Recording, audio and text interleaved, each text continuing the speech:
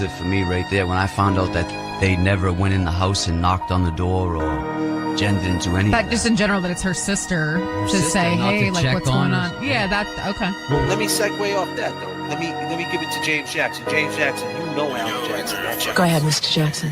You tell me what type of dude he is just by meeting him. Real talk. Because, you know, I was out there, man. We was in a crowd of 1,000 people, and your uncle walked right up to you. You know, what up? I see you again. So you know the type of dude this is. Is this dude playing fucking detective in a garage with paint? Is he fucking just being a weirdo, or is that something? That's something. That's something for him to go down on one knee with the Versace's on and the. Go ahead, Mr. Jackson. I will say this: for anybody who tells you that the defense putting that on that verdict was a bad idea, you guys were not right. You wrong. You wrong. You wrong. Go ahead, Mr. Jackson. They're decorated dudes. Decorated dudes. Who's all eyes on now? Is it Kevin from South Boston? Perfect. Well said, James Jackson. And then the dumbass calls into the fucking JFK show. From South Boston. Listen, I appreciate the things that you two do, you and James, right? Those two dudes that you're accusing, right? They're decorated dudes. Decorated dudes. And this comes out, she actually did it. Are you ready to, like, you know, put it out there? You wrong. Go ahead, Mr. Jackson. P.S. The JFK show was fire. Yeah, I love the JFK show. Shout out to JFK and James Jackson. Love them. Great stuff there. What up? What up? Great stuff there. Absolutely. Mic check to the gods. Can everybody hear me? Who's out there? Can you hear me? Can you hear me?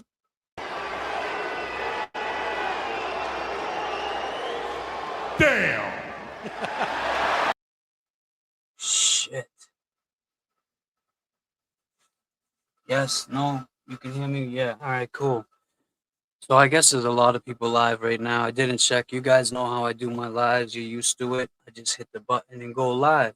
But before I hit that button, I talk to people. I set a few things up. I see what's going on. I go to Twitter. I go to YouTube. And I see what's going on. And it seems like, yeah, it's a new year, but the same old shit is going on. So I just want to bring some people to the stage that they're not really with the shit. They don't get involved in the drama, really. They're trying to stay focused. And especially with this new year coming, we got a lot to do. And I get it. People are wondering why. Why this separation? Why this? Why that? Well, I mean, let's find out why. So without further ado, I'm going to bring up first Boston Beer. What's up, Boston Beer? Hi, good to see you. Happy New Year. Happy New Year. How are you? Good. Yeah, how was your New Year's? Good. It was my birthday, so it was quiet. Oh, you're a New Year's birthday girl? Wow. New Year's Eve. New Year's Eve. So did you get it to go on the newspaper and all that? Well, I was born in Cuba, so there was no newspapers back then. So they didn't give a shit. All right, I get No, it. And also with us, the man, DJ from Calling All Beings. In the chat right now, we got their link. Mods put that up. Thank you so much, Natalie. Just want to say hi to some people. What's up, DJ? Can you hear us? He's on mute. I don't got him muted. Mute. Oh. All right, maybe he's working too. Hey guys, I can hear you. I can't hear James, but I can hear Bia. Can you hear me? Hey, DJ. How do you know I'm not talking to James Jackson? Can you hear me now? DJ, you can't hear me? DJ, Wow. he's asking if you can hear him. Tell him to go out and come back in if you can't hear me. He should be able to. There's nothing else playing. Yeah, he DJ, can't hear can me. you hear us? I can hear him, but he can't hear me, so he might have to go out and come back in. Yeah, just on bad storage. Me, Oh, couple minutes. What did he say? oh, he's all right. DJ, just hang up and come back. You can What? also boot him if you want to. I don't want to boot him. I mean, if he can make it work. But yeah, DJ, just go. All right. Okay. Adios. DJ, I didn't boot your beard, did I? Gave her the controls. Yeah, man. So it's like I see all this shit going on, and I saw Chris Albert. I heard Chris Albert made his voice clear on Spaces, and he sees the division, right? I'm sorry, guys. My mic was behind me. I apologize. You didn't get that whole voice, but he sees the division going on, and you know, I seen that we were kind of blamed for it. Basically, like, Will Henry had said that, you know, it was the channel, the JFK channel, anyone that supports those guys, it's because of them, the wiretap, the wiretap, the wiretap. Well, that's funny that you say that, because speaking of wiretap, I just want to play this clip I'm going to play it in a second, but what I want to say is, I don't think it just had to do with the wiretap. I think they saw the public breakup between Turtle Boy and his girlfriend. I think they seen this guy Ray, whatever the hell is Ralphie, you'll shoot your eye out. I think they saw that Turtle Boy was supporting him. That guy was bashing Karen. I don't know if you guys are familiar with that channel. I know you don't watch stuff like that, where people are just talking vile, but Right. hold some accountability for yourselves. Hold some accountability for something like this. He's been an ally to Karen Reed. Always. Always. You don't have the history that her and I do. I was pissed that I wasn't getting invited into court. And I'm like, this is fucked up. I'm saying, you know what I mean? I'm like, what the fuck? You know, I've done a lot. I go, if I wanted to, I could just make up some shit. I could just go and tell Tully if I wanted to. Of course, I wouldn't. You know, Wow. I could just go and tell Tully that Karen Reed put me up to all this, you know. But if the Commonwealth came to me and offered, like, you'll never go to jail, and Listen. you have to do this in return, right? I would consider whatever they offered. I would have to at this point. Fuck you if you don't like it. Fuck you if that thinks I'm a sellout. I don't go fuck what you have to say.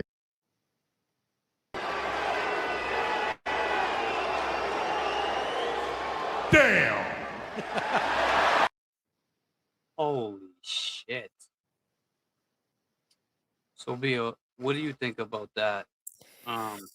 Always. Oh, sorry. It's okay. Yeah. I mean, I think he, in the moment, was speaking his truth. You know. Yeah, no, I get it. He was upset. We all have feelings, right? Everybody gets upset. You know, he had a relationship. Well, he felt. And now that I think back to it, it's like, you know, I get it. They had a relationship, but they had an internet relationship. It wasn't like, you know, it just wasn't the relationship that he thinks that, like, even that we have with her. It's just, you know, on a communication, whatever, hi, how, you know, happy new, just stuff like that. It's not nothing crazy. So for you to think that this woman owed you the world, like, you freed her, you didn't free her. First of all, her lawyers did. You played a huge part in it. I'll never take that away from the kid. But I'll always say, you want us to feel bad for you because of how she did you, whatever. But how about how you do everybody, man? And then take some accountability for what just happened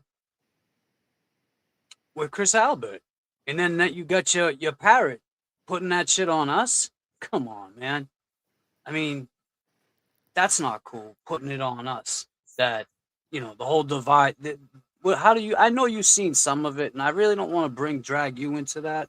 We're gonna we'll talk about different stuff if you would like, whatever you No, want. it's fine. I mean, I think at the end of the day, it was the investigation that the FBI did. It was her attorneys. That's what won her case. That's what freed Karen Reed.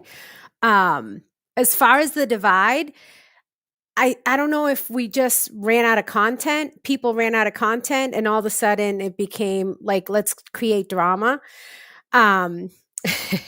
But you know, I think we need to stay focused. Karen Reed still needs our help. She has 3 civil cases that she is up against, and in order to, you know, win these, she's going to need experts. She has all these attorneys, and I think, you know, we keep bringing it back to let's stay focused. She needs our help. We need to see her through this. What the Commonwealth has done to an innocent woman is horrible, and it took the FBI to come in here and show us proof that John O'Keefe did not die by that car. So something else happened, and that's what she's trying to bring, is that truth. Yeah, well said. DJ, can you hear us? Mike, check the DJ. Yeah, I got you loud and clear. How are you? Great, man. You couldn't hear me earlier. How was your New Year's? My New Year's was great, but first I have a statement to make. What's that? Hi, my name's DJ. How do you know I haven't been talking to James Jackson? You all caught up? Oh, all right, we're good now. Now I've gotten through that. He got it good out of his afternoon. system. Yeah. Yes. It was a great New Year's. We got to have, well, actually, we don't call it New Year's on Cab. It's called Bia's birthday. Other people are celebrating some sort of holiday. Right? But yeah, so it was Get it wonderful. right. Yep. And it was really cool to, you know, get messages from all you guys, all her fellow content creator colleagues. Yes, man. I mean, that's the thing.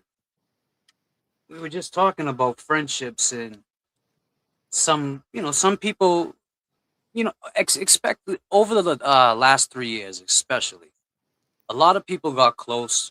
You know, I met all you guys through this, and friendships got built, and some people took those friendships very serious, and you know, they're only human. I get it. At the end of the day, some people's feelings got hurt, you know, and I feel bad for them. You know, like I seen Mikey, and I don't want to speak for Mike Crawford. Disclaimer: I'm just saying I seen he was upset, and he did his dog walk this morning.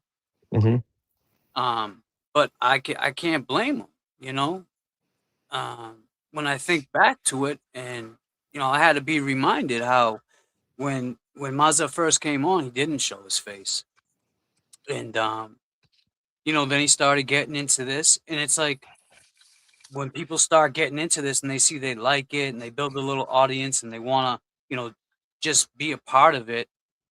But man, you can't act like you can't forget where you came from. Like I'll always say, Mike Crawford, JFK, James Jackson, that's how I got in here.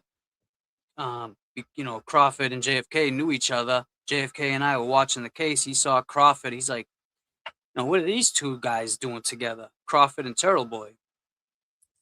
Like, these guys don't mix, you know what? So it was interesting to see, like, find out why they were even communicating, basically. And then when we found out, it was like, all right, so Crawford got JFK and we started following the case, and then there you have it. So you also got to give credit where credit's due when people are trying to create. And then through that, now you got Kev, who I heard was just live. If Kev wants, I don't know what he's doing, he can come up here too. He's always welcome. It's the same link, Kev, JB, same link. But you have all these creators, right? That it's like a spawn, like JFK's favorite word, the tentacles. And we're all connected in this somehow, right? But I don't know, man. I just think that some things are better. I don't think there's coming back from some of these things that happen. Like, people can forgive, but they're never gonna forget. Like, this may have been old, DJ, but this is never gonna ally to Karen Reed. be forgotten. Always. You don't have the history that her and I do. I was pissed that I wasn't getting invited into court. And I'm like, this is fucked So right there, I'm gonna pause it. So back to the feelings. He felt that he had a better relationship with her. He was pissed that he wasn't getting into court. Me, I went to court twice, so maybe he was pissed at me, and that's when I don't know, he was pissed, he said. Stop, I'm saying, you know what I mean? I'm like, what the fuck? You know, I've done a lot. I go, if I wanted to, I could just make up some shit. I could just go and tell Tully if I wanted to. Of course, I wouldn't. You know, I could just go and tell Tully that Karen Reed put me up to all this, you know. But if the Commonwealth came to me and offered, like, you'll never go to jail, but you have to do this in return, right? I would consider whatever they offered. I would have to at this point. Fuck you if you don't like it. Fuck you if that thinks I'm a sellout. I go, fuck what you have to say. I mean, some things can be forgiven, but some things can never. You can't forget shit like that, man. You really can't. And people say, oh, Hood Booger Radio, the 6-string show, they caused the division. No, we didn't, man. We asked questions. We wanted to know who. Just like you were upset you didn't go to court, I was upset when I found out that someone wiretapped Karen Reed, okay? Like, we all have feelings. We all have relationships. I was upset when people started saying shit like justice for Lauren Barry and you didn't even know my girlfriend. There's no need for you to speak about my girl. There's none. None of you even knew her. Like, if you knew her or you knew me, then maybe, but you didn't. And that's just a fact. JFK knew her. I mean, that's it. It's getting out of hand, man. And it's like, when does it stop? How does it stop? It's not going to stop by, becoming friends again. That ship has sailed.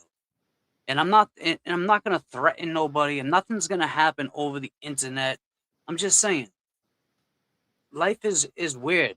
You never know who's watching. Like, look what happened, for instance, with Chris Albert on Spaces the other night, talking.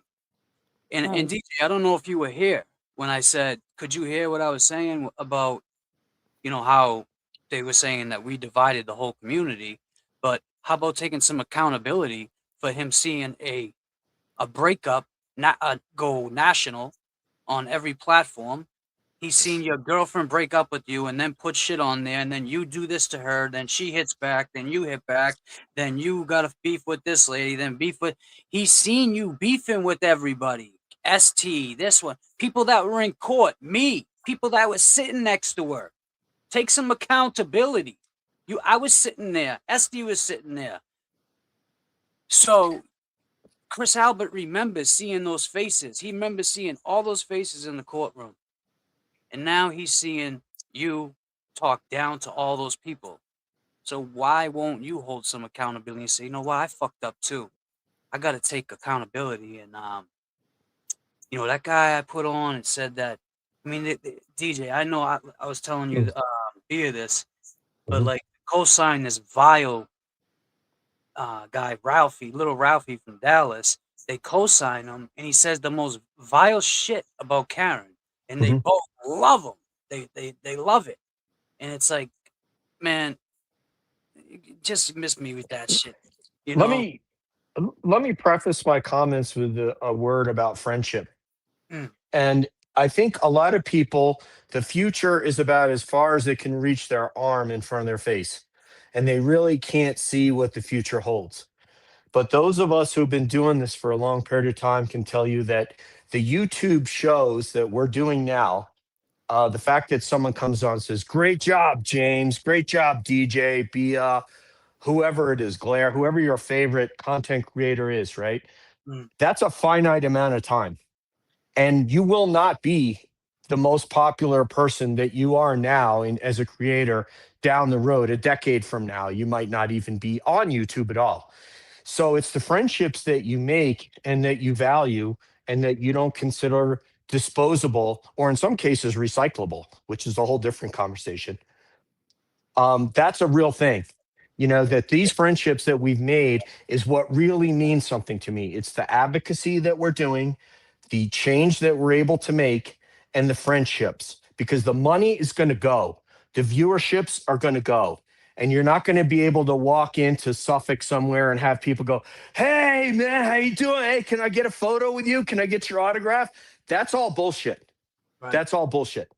Okay, it's nice, it's sweet, it's it's fun, but it's not what endures. It's the friendships that people know that you actually value their friendship. So all right, so now about that guy. All I can say is, like, I learned this in kind of like basic training in my training. And by the way, nobody here is an angel. I'm not an angel, Bia's not an angel, James is an angel. None of us are ready to be canonized and destined for sainthood. Okay, so just let's get that out there. But if you are paying somebody to go and say bad things about somebody else, that's wrong. Like, you don't need somebody to tell you, hey, you're doing the wrong thing. If you are tweeting at somebody from an alt account pretending to be somebody else, that that's the wrong thing to do, right? So if you just do what you know to be right, the reason that you came here, the most organic reason, then you're going to be okay. And we're going to be okay if we all do that and we all clean up our act. But we certainly didn't divide the movement. That's for damn sure. No, and that was well said. And if anything, B, you want to say something after DJ? I'm sorry, what DJ just said. No, I mean, I think I believe in what DJ is saying, that the friendships are what's going to be long term here, and I think that when you start attacking others, it's just not cool. And I'm sorry for what you've been through. I know they really hit below the belt on this one, and it's unfortunate. You know what I mean? And I think, as Mikey and LTL have said, like, they've tried it different ways. They've tried to stay quiet. They tried to just block it out, but now they're just, enough is enough, and they're speaking up and letting everybody know how they feel. So, yeah, and it's like he said, like, friendships. People take their friendships different. People are different as friends. I got all of us. None of us got the same exact friend. Every friend is different, and that's what's cool about having. That's why they're called friends. It's plural, So all these friendships that were built, all the relationships, whatever they were, those friendships also die down too. I got friends I don't talk to anymore, and that happens. That's just life. There's nothing we can do about that. But when you try to blame people and don't take no accountability for anything, you can't. That's just, I don't know. I mean, at least I take accountability for what we did. And I don't think by asking questions about a tape, like, and the other thing, it's like, he said, there will come a time, JFK, this is exactly how he said it. I will remember this. I will remember JFK and James. I will remember what you guys did. When I can talk about it, I'll talk about it. So you talked about it with Aunt Deb on your show, and you said, imagine a woman, I'm just word verbatim, but it's basically 89, 99%. Word verbatim, he said, if you were on the phone with a woman that you saved her life, basically, and you got her on speaker, and then you sit down in your office and you look at your computer and you hit record on the recorder, because she's screaming at you, like, bro, you're trying to justify why you did it. Why didn't you just say that in the beginning? He walked around saying that he did it. You could have still walked around it. We're street dudes. We would have understood what the hell you were saying. But no, you wanted to bring the glare up, cause confusion, have him talk shit, then this one talk shit, then wear this one. It was just, man, it was all good just a week ago. I mean, god damn. Glera didn't even land before the beef started, and he was here having friendships at the casino. It took us out. We went out to a concert night before that. And then 3 days later, shit hit the fan. So you can say whatever you want, man. But the thing is, I know going forward what we have to do. And there's still a lot of, like Kelsey's case. I keep saying this. It's so important because that court, I want that court to, I mean, the criminal case is something different. But the probate, I've dealt with that family probate court for years, and they're just very slow at what they do. And they're just off. Like everything is off about it. And so if I can speak on that for her, but we got that. We got Karen. We got a lot of things happening for Karen. Karen does still need our support because you heard that tape. I could just go to Tully. So you mean to tell me that Chris Albert heard us saying that about a wiretap? You don't think Tully heard that? You don't think Well, they Tully still have her phones. Yeah, but I'm saying as far as going on exactly, but as far as going on his show, his and YouTube presentation and doing this. He's been an ally to Karen Reed. Always. Always. You don't have the history that her and I do. I was pissed that I wasn't getting invited into court. And I'm like, this is fucked up. I'm saying, you know what I mean? I'm like, what the fuck? You know, I've done a lot. I go, if I wanted to, I could just make up some shit. I could just go and tell Tully if I wanted to. Of course, I wouldn't. You know, I could just go and tell Tully that Karen Reed put me up to all this. You know, but if the Commonwealth came to me and offered, like, you'll never go to jail, but you have to do this in return, right? I would consider whatever they offered. I would have to at this point. Fuck you if you don't like it. Fuck you if that thinks I'm a sellout. I go. Fuck what you have to say. Rat. I ain't crying. I'm laughing my ass off. You're a piece of shit. You're a rat. Because my life is still fucking good. Unlike yours. And that's the best revenge, bitch. I don't know where You're you guys went. man, I just saw you there. And your life will always backstage, suck. yeah. Because of you. You're a rat. And you're There not you go. even in my life. You're My back. life is still fucking good. Okay. Unlike yours. And that's the best revenge. My life is going to be good. And yours is going to continue to suck because you're a piece of shit. You'll turn on your friends. You don't even know what friendship is. You're a rat. I ain't crying. I'm laughing my ass off. You're a piece of shit. I know. All right. It's enough, Mikey. We know. God damn, Mikey. That recording did not want to stop. You know, one of the things you mentioned that you were breaking bread with the dude and he was up there and you guys broke bread together and hung out. And then like a week, a couple days later, he like turned on you. And to me, this seems like something I can't imagine, like, because I came and got to break bread with you in Massachusetts. And then we've been talking ever since. Right. And it's like, I can't imagine there's nobody that could turn me on you except you. Only your actions could do that. So I just can't believe that these people just dispose of friendships like that. Sorry. That's a great point, DJ, because now that I didn't even think of that. Like, he turned on me because TB turned on me.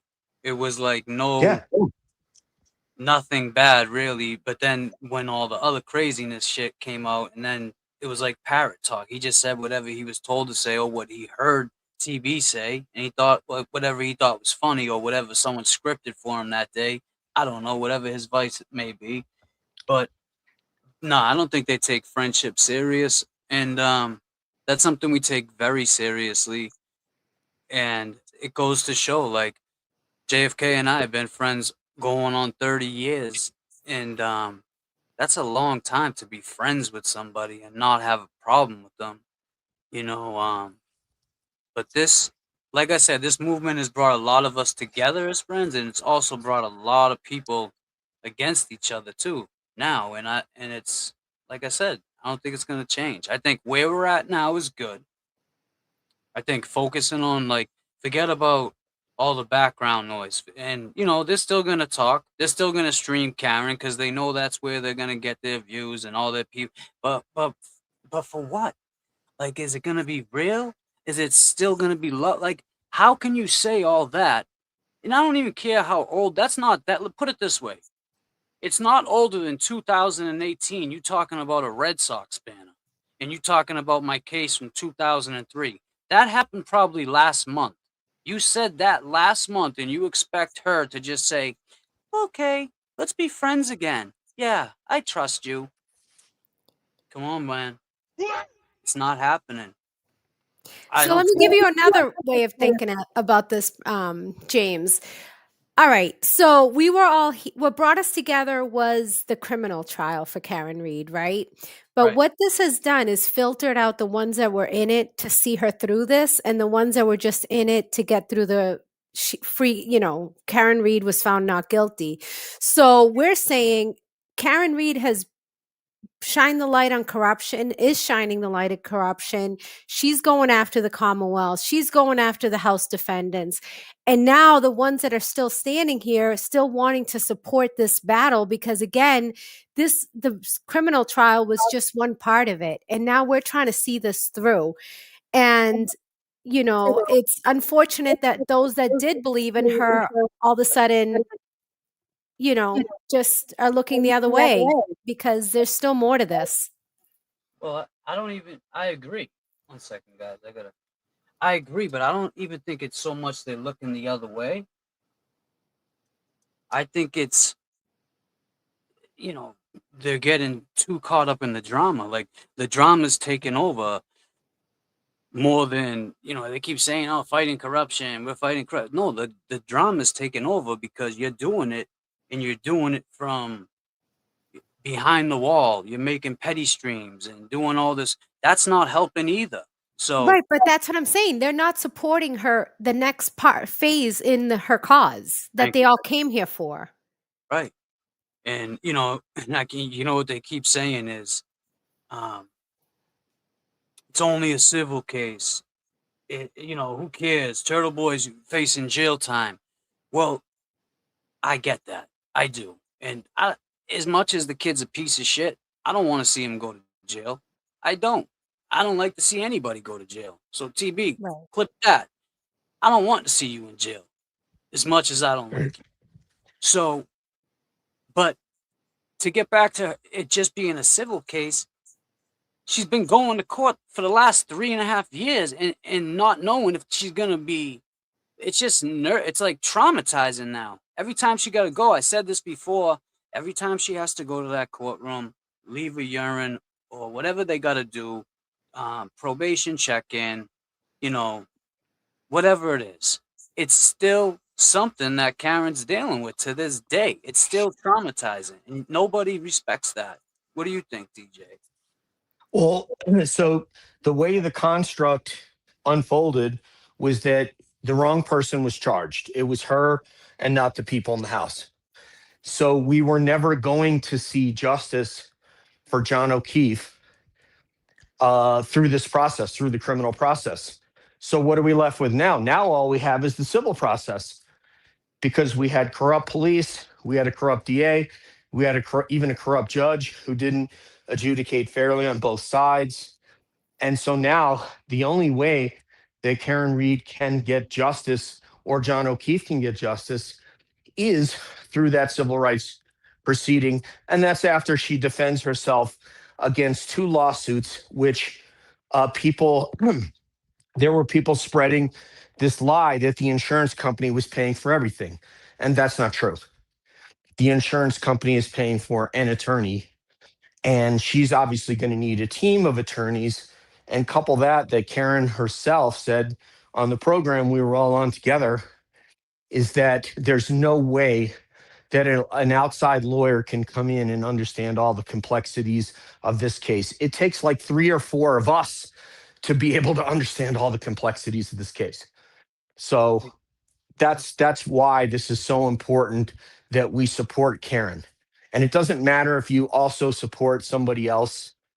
That's great, cool, but it's a false narrative. It's a false flag to say that we're done with Karen, she's free, and it's over. No, it's not over, because nobody's in jail. Right. And that's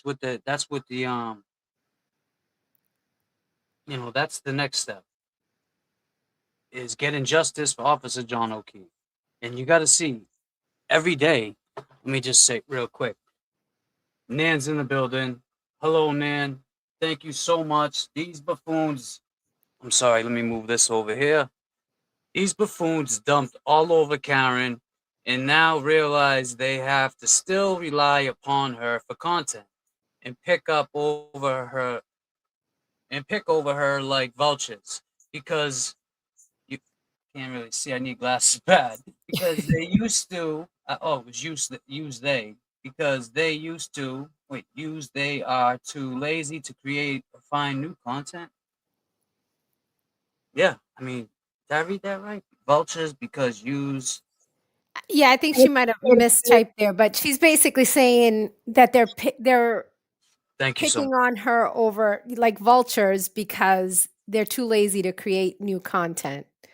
Yeah, and that's what it comes down to. Like you see all these guys like they're doing content, but they're doing like I could stream right now. One of them, they're all talking. I could go on either one and just stream them, watch them talk about us and whatever. That's cool, I guess. That'll drag a crowd in because people love the drama. Drama sells. I get it. But we're not here. Like I'm trying to tell you, it's 2026. We want to make moves as far as helping people, number one. And that's not just in court. That's not in court. There was a family, right? And like I said, whether or not I got played or not, it doesn't matter. I knew I was doing the right thing. It was a cold ass night, the night after the show, actually night after your show, when you had Karen on, and the night after JFK show, and we were going back to the hotel, and it's like 4:00 in the morning. JFK plays the clip all the time. He's like, "What are you doing, James?" Because I'm carrying this woman's bags. There's so many bags, right? And it was freezing, but I ended up getting them a room. She had her daughter with her and stuff like that. But that's, I'm not simping on that. But my point is, it's not just about helping online and helping just Karen and just Turtle Boy. Just be good. Be a good person, man. Like, I'm guilty. I'm not sitting here saying that everything I say is right and I never said nothing bad. I'm sorry if I ever hurt somebody, but keep coming at me and I'll keep coming with my sharp tongue. Like, chow, chow. I'm telling you, that's just how it happens. It's going to happen like that. Either just like you do you. I've said this before and go your way and I'll go my way. Yeah. Did I throw a couple of videos out there that may be whatever on Twitter? But Twitter's Game of Thrones. I've been getting attacked for the last 2 years, DJ. Yeah, that's why we're supporting you because I know where your heart's at, and I know that you're a good and honest person and somebody that I would ally with because your values and my values align, and that's a lot of what this is about. And I also want to put out a PSA out there for people who don't understand CAB and what Bia and I are doing. I'm going to say this straight up. I don't need this case. Yeah. Okay. I've been covering content for 15 years. I could leave tomorrow and because I don't need the money. So the money does nothing for me we don't make a lot of money and I don't care about the money and I wouldn't do anything for money. I wouldn't even have someone on my show for money. So there's that. I just want to say one more thing. I am here because I love and care about this. I went to college in Massachusetts, as everybody knows.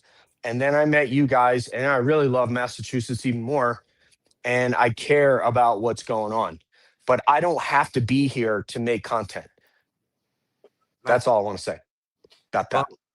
No, that's good, DJ. Like, you're here because you want to be. And I said that too. It's not like one day we were walking down the street and saw a group of people standing in front of the courthouse and said, "Oh, this looks like a good place to hang out." You know what I'm saying? It was something that we wanted to do. It was something that we took time. I seen a lot of people take time off from work. I seen a lot of people that they weren't in the best of health. They weren't in the best of shape. I mean, and they were there because they wanted to be there because they believed in Karen's innocence. Now I get it. Just because people still believe in her innocence and everything like that, I am hearing. Maybe it was the fan. Yeah, it was. Wow, what a difference. Anyway, what was I just saying? So, yeah, I get it. They believe in her difference. I mean, they believe in her innocence. But believing in her innocence and going at her and going in on her, that's not helping. That's not helping because it's showing the other side that at any time you'll turn on her. Saying things like that, like if I really wanted to, because you couldn't get in the courtroom, because you were mad, like that's why you said that. So, man, that I don't want friends like that. I don't want friends that if I, like God forbid, pick up a case. Now he's got Galera. JFK made a great point. You put him on the stand, what's going to happen? First of all, he's not going to be a credible witness because his record, they're going to tear him up on the stand with that. And then what? He's going to start laughing like Beavis and Butthead because that's what he does. And then he's going to get so timid, he might even piss his pants. I don't know. But my point is, why would you want to have that? I would just tell I would tell your lawyers to separate that case. And if they separate the case too, something's funny because that's usually when a case gets separated, that means that the other party's gonna go one way and you're going the other. So it's just, I'm not playing these games here on the internet. Everybody keeps saying, about my girlfriend, and I'll say this again, and I appreciate it. I appreciate everybody that sticks up and says stuff for me, but I don't want to hear about it no more.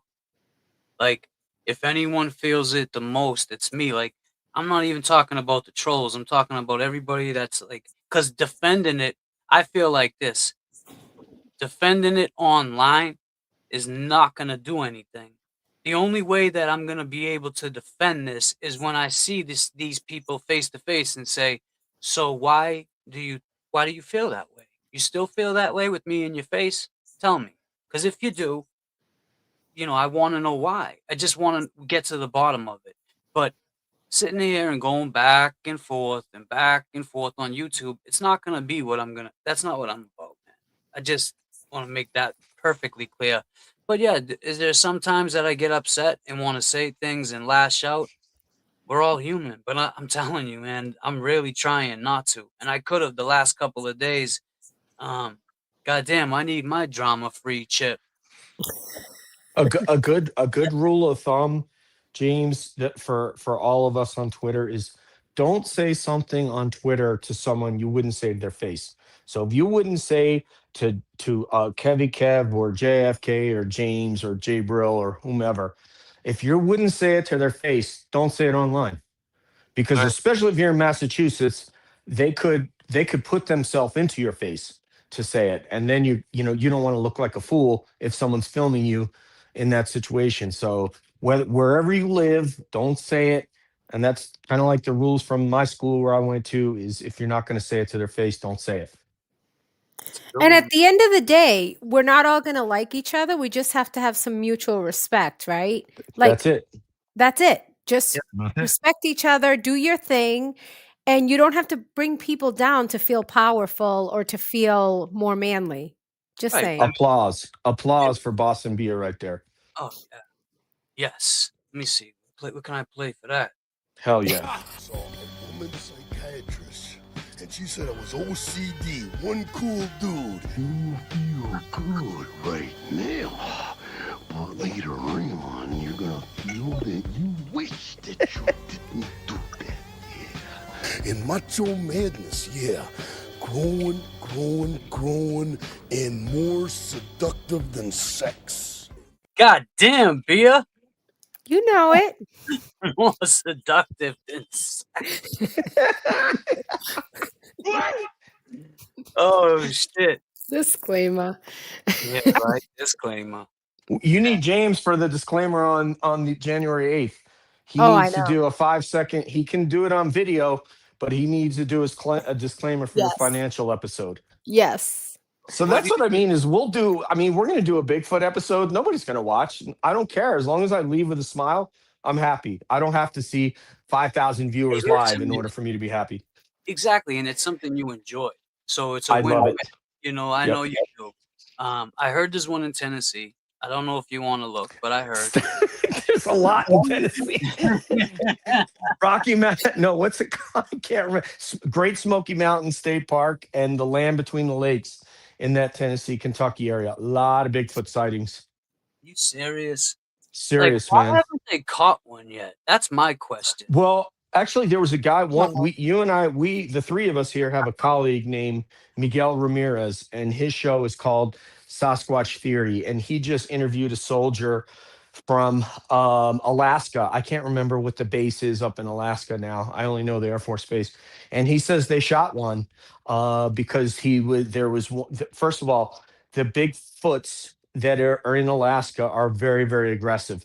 So I DJ, always tell people, yes, sir. man. Never mind. Sorry, go ahead. No, I was gonna ask you to take over for a second. That was a call that Sure. I had. But no, Yeah. if he Okay. calls, We got you, James. We know what to do. I know you Yep. do. I Yeah. just my phone's on vibrate. I just looked down and saw it. I'm like, damn, because I But- know he only gets like one call. That was But important. James, later on, I will share with you that Patterson Gimlin film from '67.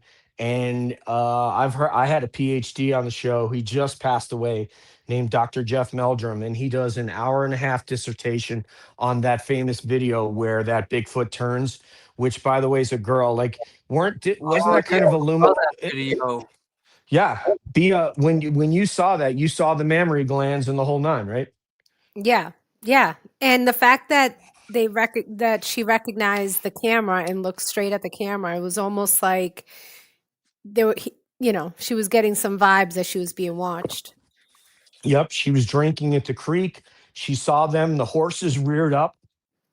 I think it was Roger Patterson. I'm sorry, go ahead.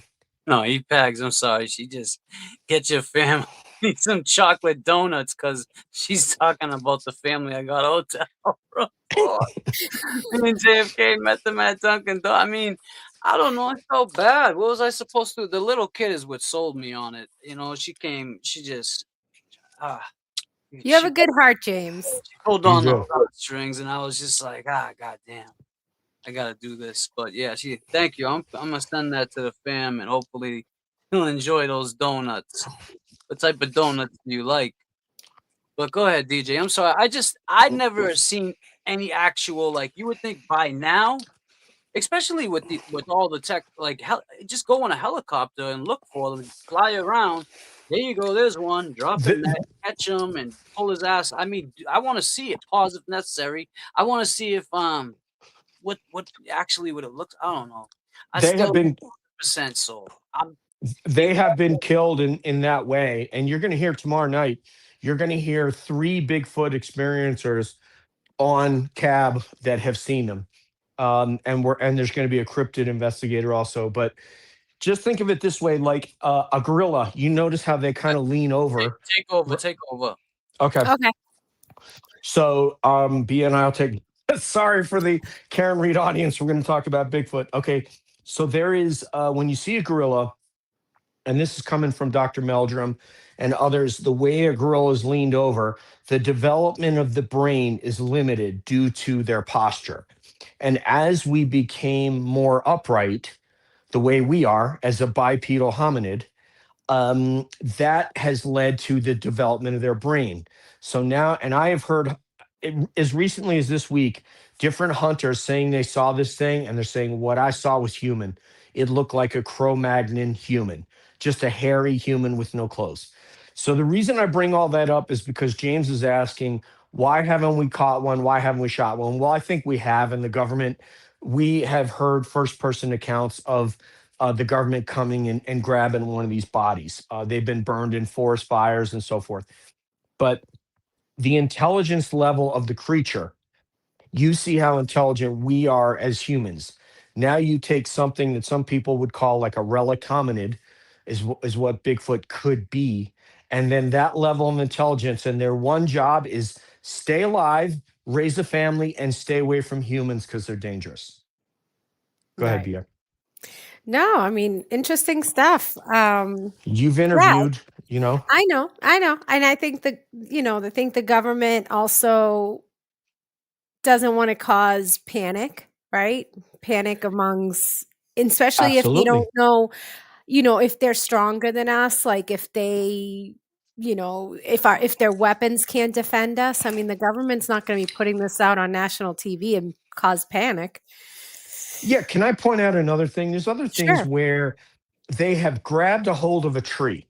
So imagine a tree that is, let's say, 6 to 8 inches, and they'll grab the tree and twist it in a way that breaks the tree, but it's like you grabbing, like if you were to grab a small limb with your hand and twist it, you'd see the striations in the tree where it was twisted in that way, and they'll create structures.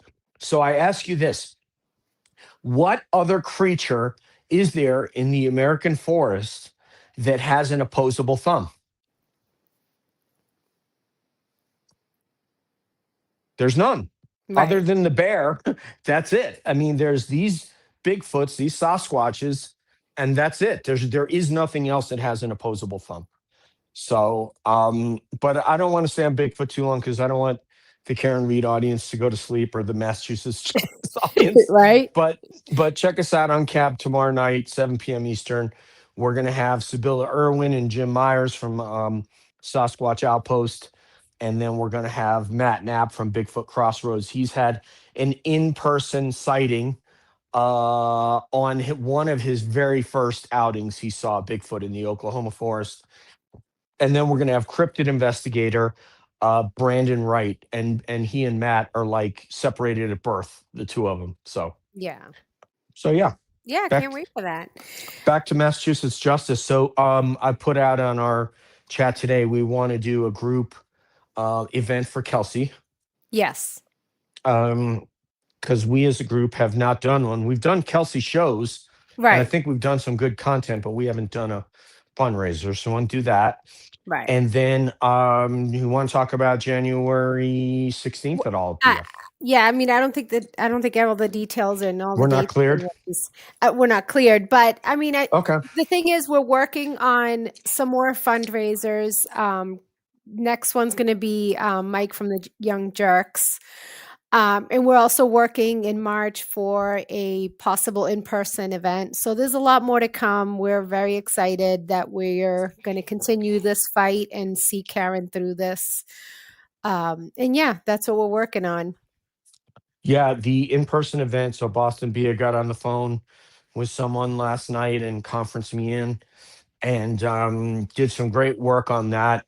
And this event, if it comes off as planned, it will be another level than what we've seen. So that's all I could say. It's going to be another level, and everybody's invited. So this is not a gala. This is not a black tie affair. This is like all of us getting together. Yes. And someone's asking about Kelsey. I think since we have a little bit of time, I can just give a quick rundown on Kelsey's case. So Kelsey was a North Andover police officer who was on maternity leave after having her baby in February of 2025. She sought help for postpartum depression and had been cleared to return back to work. In the meantime, she had a planned wedding in October of 2025.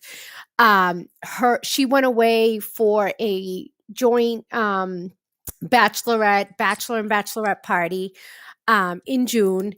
I guess there was, an argument. Maybe people were drinking and things got a little out of hand. Once she got back, she and her fiance were supposed to meet at a park to talk about things. And she waited there for 2 hours with the baby. And at that point, she went back home. She was at home breastfeeding her baby, and she gets a knock at the door. And it was 3 fellow officers serving her with a restraining order to take her baby away. And at that point, she had gone upstairs to collect some items.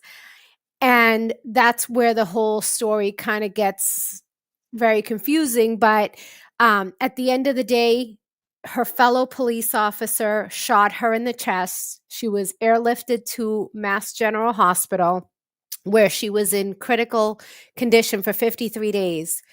And since then, she's been fighting for her life, has had to sell her home, hasn't seen her baby since June, ended up being put on house arrest. And she also had to do the scram monitoring, which was to blow Well, into the scram device. Yep. she had she had a hearing that was supposed to be to modify her bond. Yep. And the part and we did an episode on this about a week and a half ago where I went absolutely ballistic because they revoked, and we did this in coordination with brother counsel. So we got some legal opinions from him, and then I put those on the show. But essentially, they revoked her bond without her being heard. So she was literally denied due process. And then that judge, you can go into the whole scram device. She wasn't going to be able to blow into the scram device. So that was a false flag. But go ahead, Bia. Right, because she had been shot in the chest, so her lungs were not. I mean, she still had bullet fragments, and she was still having an impending surgery that she didn't get to have. And then she was incarcerated for 108 days. She went back on September 11th is when she got her bail was revoked. And then she was released 2 days before Christmas. The baby's father is a firefighter. And he was there. They didn't have somebody like a DCF worker there. They just literally took the baby from her arms and handed the baby over to the father. That's okay. Sure. Yeah, due process and the courts. Right, because based on his word. Right. Yeah. He had catfished her. Yeah. He catfished her into going to the park. Yeah. And then he goes to the court when she thinks that she's going to meet him at the park.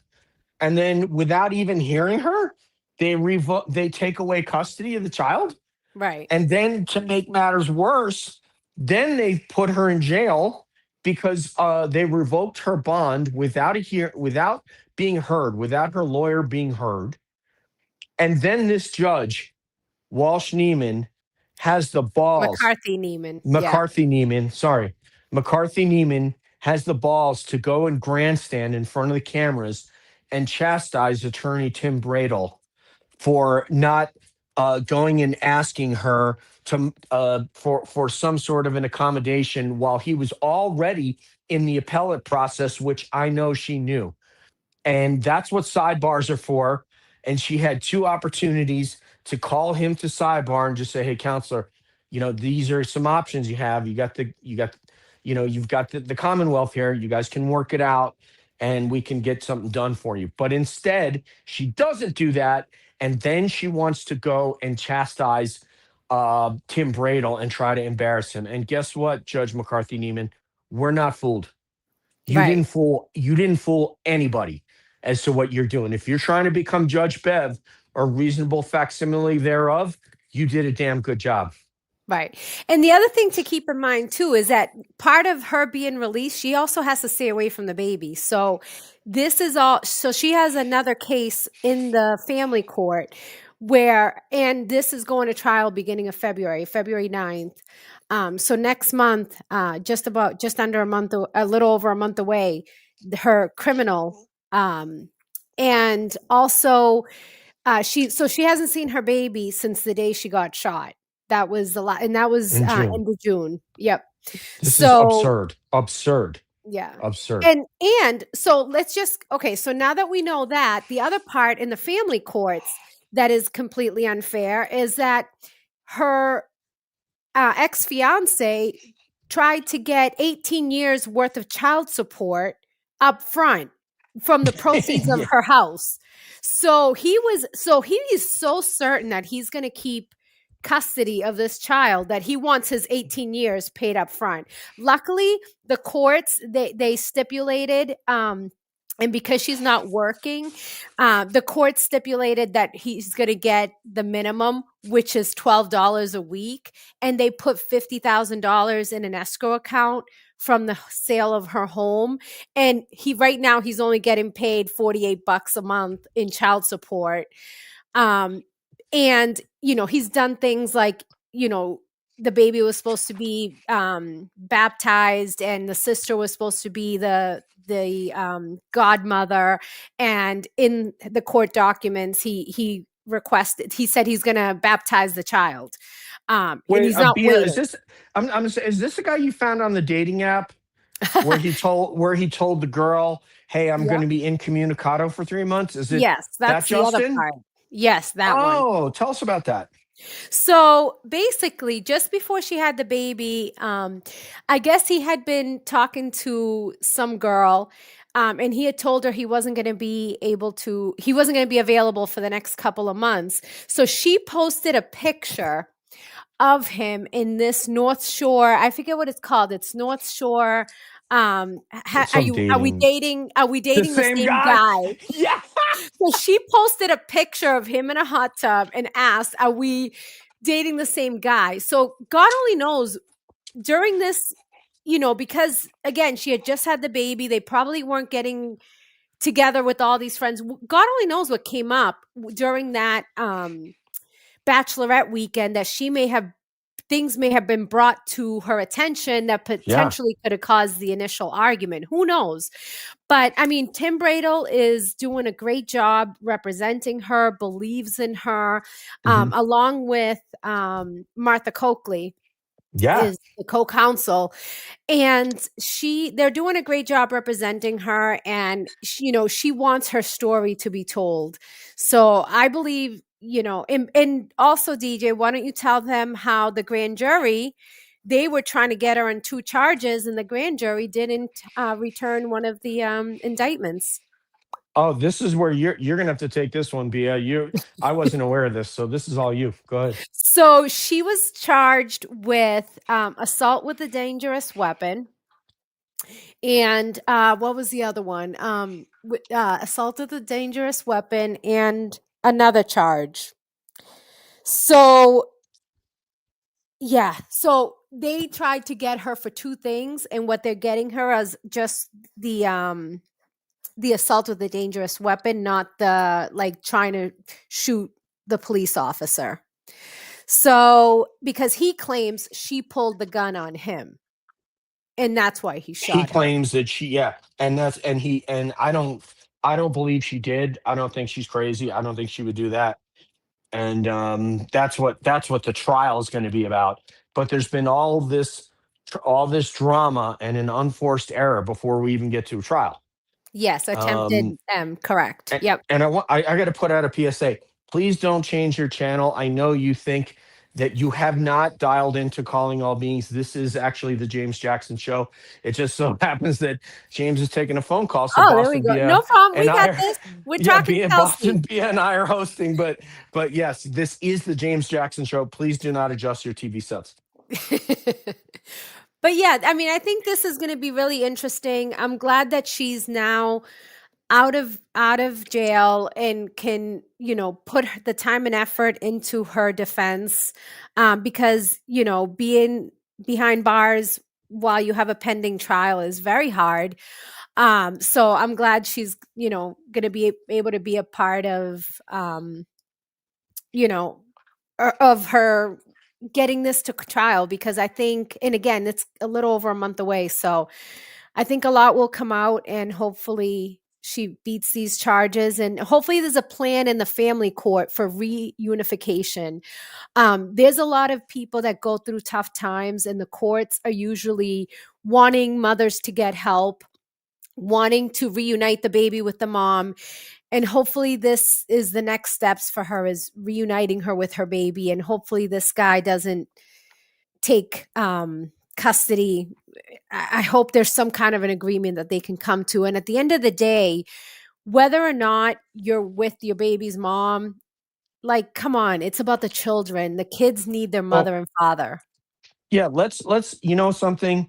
I don't have a lot of faith in them already, because in absentia, they basically took away custody in absentia without even hearing from Kelsey. Correct. So I've got issues. I really have a lot of issues with them. Let's talk about North Andover PD and what we've uncovered with the help of Truth Seeker, who sent us some material to our email. Let's talk about North Andover PD. Go for it. Okay, so essentially, this is actually the 3rd lawsuit that they have had I want to say the officer's name who won was Catherine Gerke. That involved this same chief. She won a lawsuit against him for discrimination. I think sexual harassment might have been one. And you guys can Google lawsuit North Andover PD, and it'll come up. There was another lawsuit that they may have settled, and then Kelsey also had filed a lawsuit against them. So now you're starting to build a picture of a culture. Now, how do we know that the culture there is not good? Well, we got some evidence.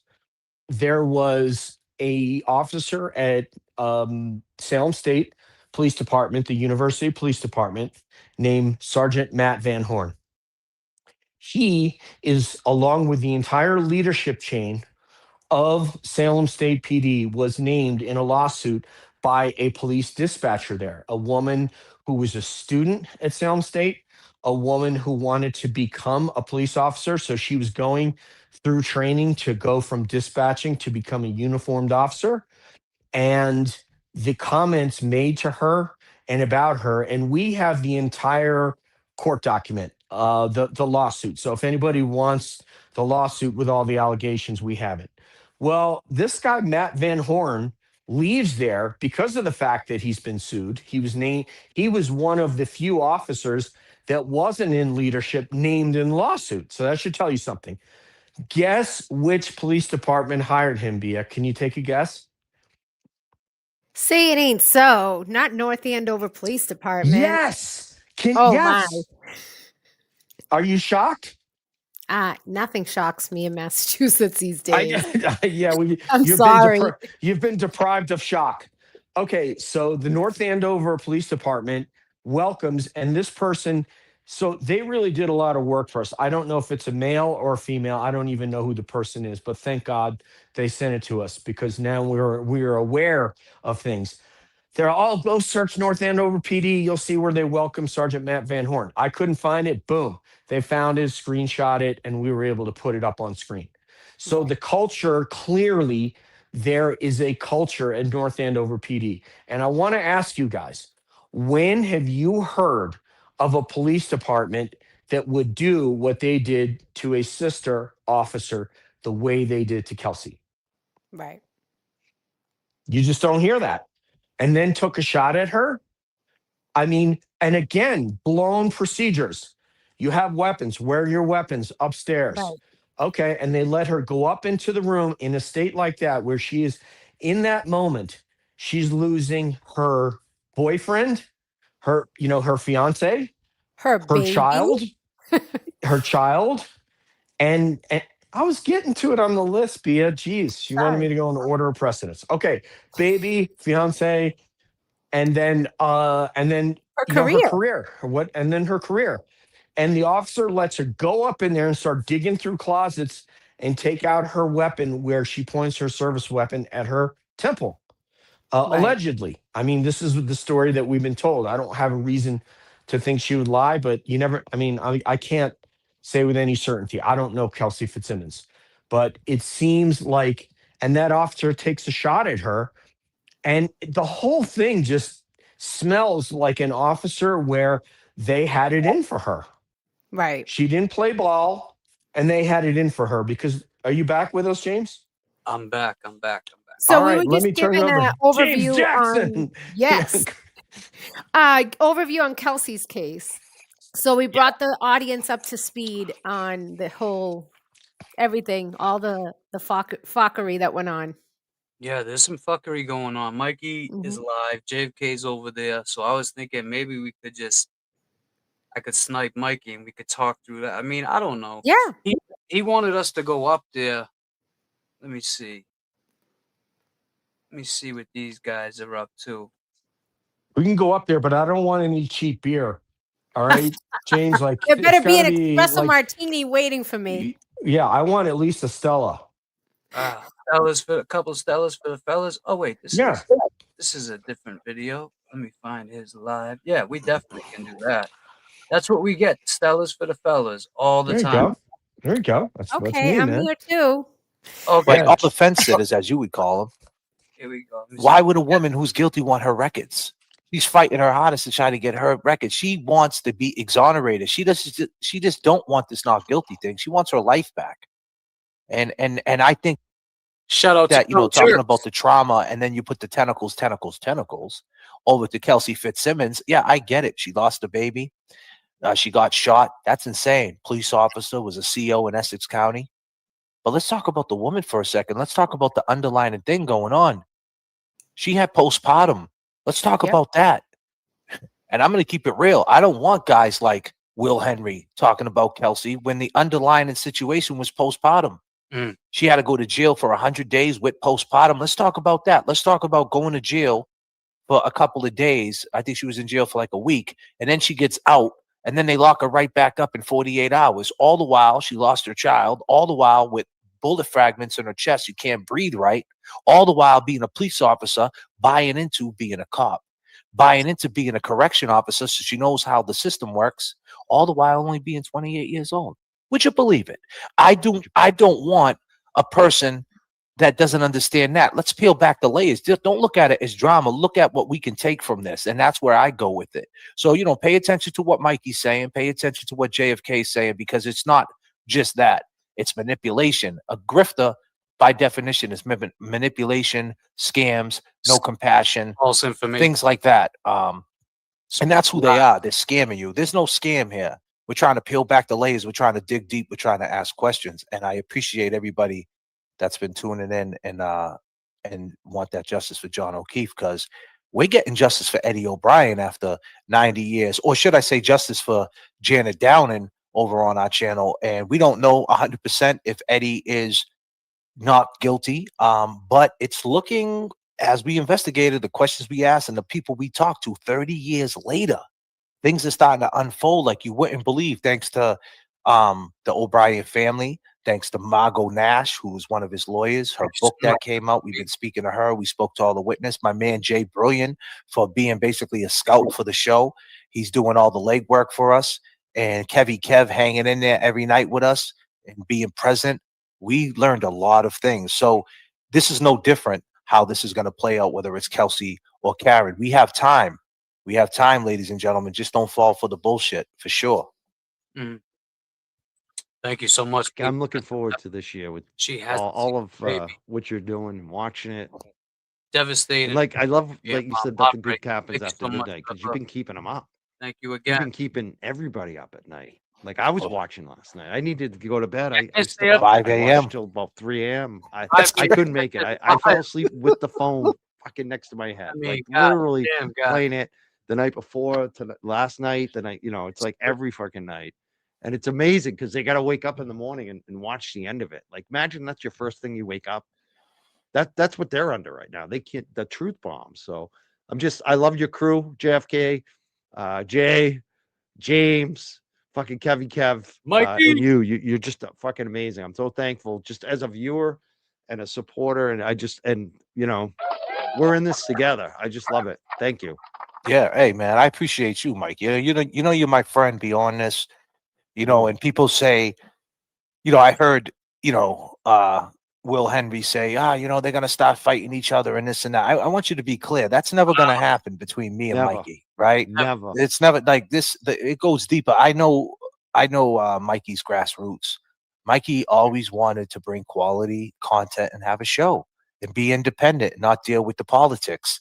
And it pisses us off when we run into these type of situations, because we've been held back so much in this space. You know, that's like kind of like parallels to what we do, like just these politics, people trying to hold you down, trying to erase you, try to not acknowledge you. And we don't, and it brings passion into us, because now you have no idea how hard Mikey fought or your boy JFK fought to have a voice. And we're thankful and we're grateful. And you don't understand how grateful we are that we have an audience. I mean, holy shit. I thank every jerk. How hard do you think it is for the out-of-towners too? Right. Right. And it doesn't matter if you're from out of town. If you believe in Karen's case and it speaks to you, like, why not show support? Right. You know what I mean? It doesn't matter where you're located. Just because you can't, you know, drive an hour to get to the to stand outside of court. Do your part. Spreading awareness is what's important. Yep. And I'll say one more thing about Kelsey too, is she went to get the help she needed for her postpartum depression. And this is what happens. A lot of things happen when people don't speak up and don't seek help. She sought the help that she needed and was addressing her issues. And, you know, it's so unfortunate because, you know, like we do the North Shore Nacho group. We all got shirts that says postpartum depression is not a crime. Right. And the problem is when you don't get the help, that's when you should worry. That's when there's more worries, I should say. She acknowledged what she was going through and went to get help. Yep. And just to segue off of that real quick, you said you do the North Shore Nacho Night and back to the friendship and all that. I know there's a lot of people that go to North Shore Nacho Night. There's one woman, you know, that we both know. I think, I don't want to put her out there, but anyway, she says a lot of shit, like negative shit towards us. And I remember when I first met her, I was in TJ Maxx. Mm-hmm. I'm shopping. I was with my boy. It was last Christmas. And she said, "Is that James Jackson?" to my boy. And he goes, "Yo, some lady says that you James Jackson." So I knew she didn't know who. She only knew me from here because who else is gonna call me James Jackson? So I was like, right, "Hey, how you doing?" She's like, "I watch you in JFK. I love you guys, this and that." But I seen her in some of these chats just talking so much shit. So there's a few of them, and then there's a few that are just like you, like they're neutral as far as they don't talk shit. That's not what they're about. Like you got they always try to drag Cheech and, oh, James looks like a lesbian like Cheech. Like, don't try to put me and Cheech against. I love Cheech. right. When Cheech first met me, she saw my necklace and she's like, "Can I see that?" And she's like, "Oh my God, is that Lauren?" I said, "Yeah, you knew Lauren?" And this is outside the courthouse. My very first time there, I didn't know anybody. I went there. I ended up meeting up just with Tom CPU out of all people. Disclaimer. I met up with him and he took off. But then I was on my own. I started talking to people, meeting people. And that's just how I am. I could talk to a tree and try to get some, answers from it. But we had a great conversation. So my question to you would be, when you're around these people that, they may do they leave that shit home? Do they leave that or are they there on their phones talking shit? And did you see this? Did you see this? Did you see this? And sharing, how is that? Is it weird? Is it awkward? I mean, I think people know that I'm not in the drama, so they don't bring it around me. But yes, I've seen a shift. I've seen a shift with my friends, and I think that at the end of the day, we're trying to bring, again, the whole focus is bringing awareness and raising funds for different causes. That's what the North Shore Natural Group has done. I think within that, there is definitely, as you can imagine with any group, there's a lot of strong opinions. I think there's a lot of misunderstandings. I think people may not always understand the backstory to everything. So we are, they just know not to bring the drama to me because I'm not there for that. And I love these people. I've been going to North Shore Nacho Night since February. We've raised a ton of money for different causes. And, since Karen, it was focused on Karen up until the trial ended. And since then, we meet every other week. So we'll be there January 6th also. Hey, JFK. Well, JFK, mira, because you had some sound coming. What up, JFK? You know how we do it. What up, JFK? What's happening? What's happening? How we feeling? We're holding it down for James Jackson here. Yeah, we're at the layover for sure. I love it. They had to hold me down. I got that call from our boy Mikey, so I was like, I got to take this. And we had to throw in our own disclaimer to say, Don't change the channel. This is James Jackson's channel. It's not Calling All Beings. Nice. And Absolutely. JFK, what we covered, what we were able to get into is give the whole story about Kelsey. So we James just went on. We saw that you were talking about Kelsey, and we had just finished covering the whole overview of Kelsey's case. So we're very passionate about that. Oh, I yeah, went to hell the first standout, JFK, and you know what they did? We were outside of North Andover Police Department, and we were there with a small crew, and there was a firefighter that went up around the corner and was taking pictures of us at this standout. Oh, wow. Yeah. Oh, there was a firefighter. Would you believe it, huh? Wow. Yeah. That's Taking crazy. pictures of us standing there with our signs. Well, you know what Yeah. that was. He took a picture to send it to his boy. I mean, Yeah. this is the world we live in today. Instead of people pulling out, you know, they're so quick to pull their phones out. And I get it. I mean, I might be guilty of that too, but certain situations don't call for phones, screen records, you know, even the message on your computer. For sure. You know, Jay, I was talking about this earlier. I saw something. First and foremost, can I just say something? First and foremost, James Jackson, B, DJ, Happy New Year. Happy New Year. Happy New Year to you too, my brother. I haven't got to tell you. Well, I text you, but I haven't got to speak to you. Yeah, you were sending me crazy videos, reenactment videos. Oh, that shit's for the vault, man. Disclaimer. Disclaimer. Oh yeah. Wait till they see this reenactment video. Holy shit. It's still, hey, that's it. After that one comes, hey, there'll be no more. Into my goal. I don't want to do that, but so we were just saying, like, I seen Will Henry say that the division started with the 6-string channel, JFK, anyone, James Jackson, all that bullshit, right? Right. So what about the breakup? What about the breakup that everybody saw? You know, what about, you know, you wiretapping Karen Reed? Or what about even this? Always been an ally to Karen Reed. Always. Always. Is this thing on? You don't have the history that her and I do. I was pissed that I wasn't getting invited into court. And I'm like, this is fucked up. I'm saying, you know what I mean? I'm like, what the fuck? You know, I've done a lot. I go, if I wanted to, I could just make up some shit. I could just go and tell Tully if I wanted to. Of course, I wouldn't. You know, yeah, I could just yeah, go and you tell would. Tully that Karen Reed put me up to all this. You know, yeah.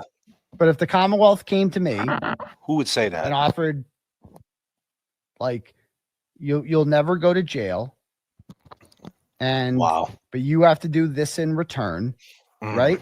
I would consider whatever they offered. I would have to at this point. Fuck you if you don't like it. Fuck you if that thinks I'm a sellout. Fuck what you have to say. Did he say that? Yeah. No, wait a minute. You didn't edit that. He really said that? I never heard that. This is all him, man. Watch. An ally to Karen Reed. You didn't edit that. Always. Didn't always. You don't. He said I would have to consider it. I was at that pissed point? that I wasn't getting invited into court. And I'm Because like, he said- this is fucked up. I'm saying, you know what I mean? I'm like, what? You don't have the history that her that and I was a do. couple I was months pissed ago. That was a couple months ago when he said it, right? Yes. But check this out. The banner was in 2018. The charges he brought up was in 2000 and I don't know 13. So you did this less than 2 months ago, and this is what you had to say. God damn, man, this is crazy. This is what he had to say. Always. You don't have the history that her and I do. I was don't have pissed the that I history. wasn't getting invited into court. And Bullshit. I'm like, this is fucked up. I'm saying, you know what I mean? I'm like, what the fuck? You know, I've done a lot. I go, if I wanted to, I could just make up some shit. I could just go and tell Tully if I wanted to. Of course, I wouldn't. You know, I could just go and tell Tully that Karen Reed put me up to all this, you know. But if the Commonwealth came to me and offered, like, you'll never go to jail, but you have to do this in return, right? I would consider whatever they offered. I would have to at this point. Fuck you if you don't like it. Fuck you if that thinks I'm a sellout. I'm going to Because my fuck what life you have is to still say. fucking good. Unlike yours. And that's the best revenge, bitch. You're a little Wow, huh? So wait a minute. So the context to it, the last part of it, because I know, like, me and you both, nice with the edits. The last part of that edit, though, when he said I would have to consider it, he said that after you put that kind of in there, right? What did he? What was the No. I got the video, but as I was editing, I didn't have the what do you call it? I didn't have the focus on. So a text came in, and I didn't want I Yeah, could have yeah, put, yeah. like, you know what I'm I get saying? it. So I just put I cut in The put audio. yeah.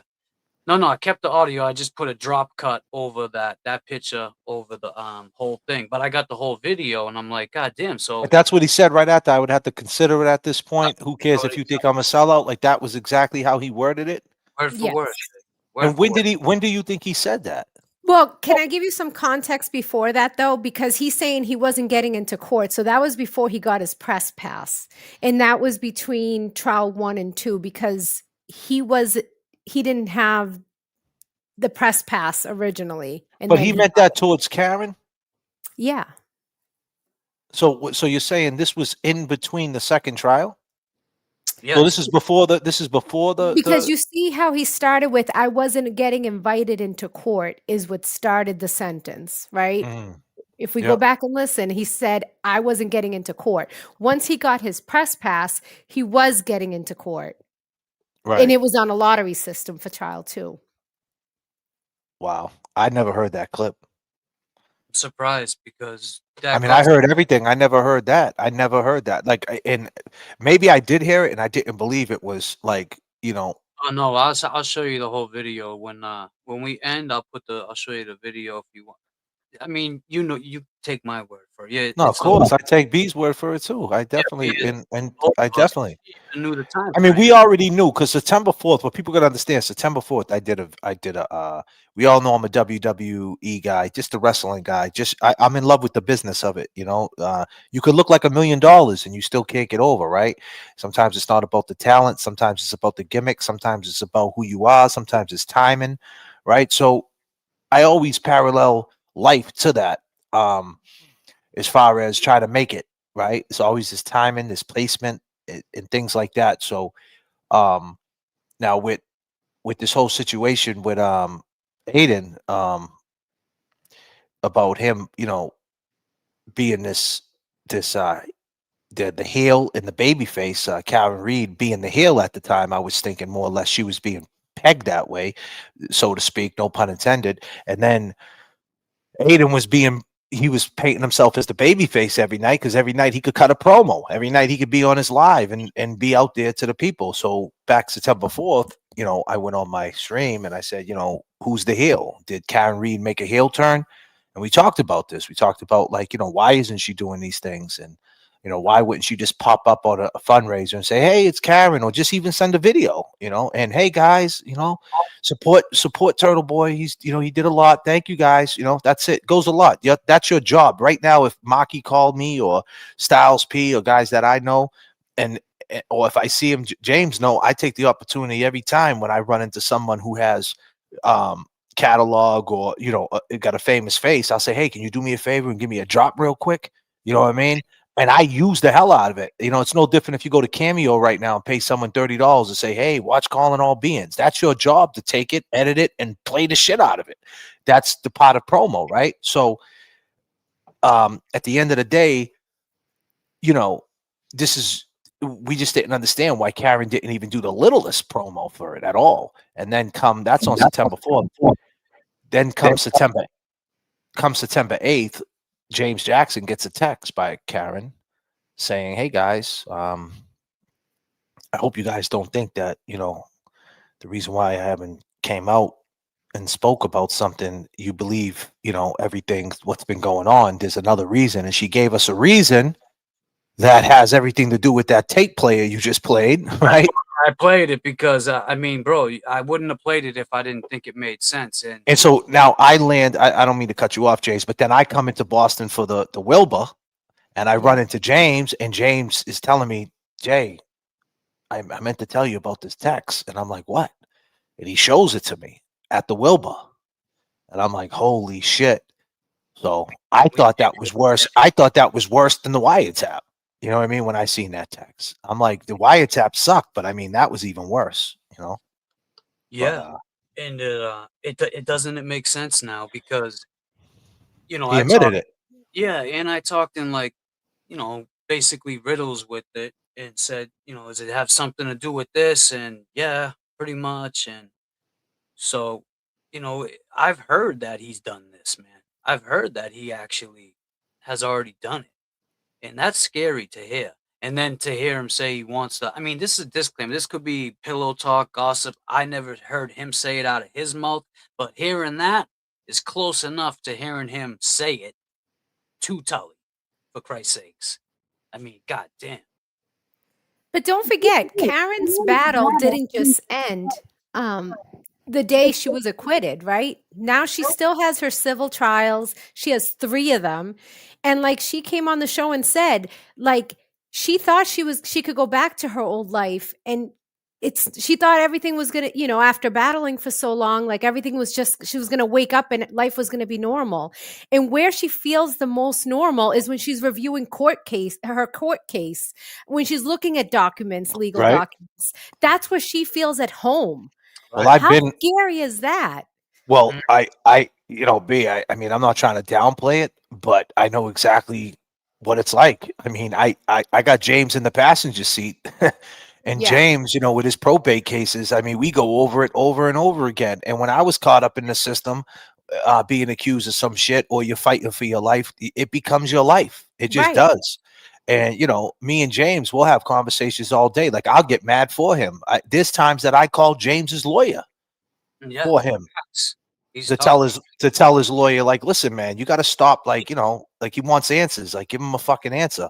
What's the deal? So, I mean, my point is, I'm not shocked by it by no means, especially on that level of the corruption of how they're trying to do it. But I just said on Mikey's chat, she's trying to get Jen McCabe's cell phone records, and she's trying to get exonerated. And at the end of the day, you got to look at this, whatever side, how you want to look at it. Tuberculosis, Will Henry, they're not on the side of getting justice for John O'Keefe. Karen Reed, no matter how you look at it, she wants to get exonerated. The only way she can get exonerated is by proving someone else did it. Whether or not at the end of the day, it doesn't matter the aesthetic or how you like how she's going to do it. That's what she's trying to do, get justice for John O'Keefe. And that's where I'm at with it. I want justice for John O'Keefe. I want to know why they did this and put him out in the snow like he was a piece of shit. That to me is fucked up. Point blank, period. Especially when they're cops' brothers. You know what I mean? At the end of the day, the oath they took. So believe me when I tell you, that other side that's talking about who's putting tweets up now, can we all just get along and let's get justice for John? There's nothing that he's going to do.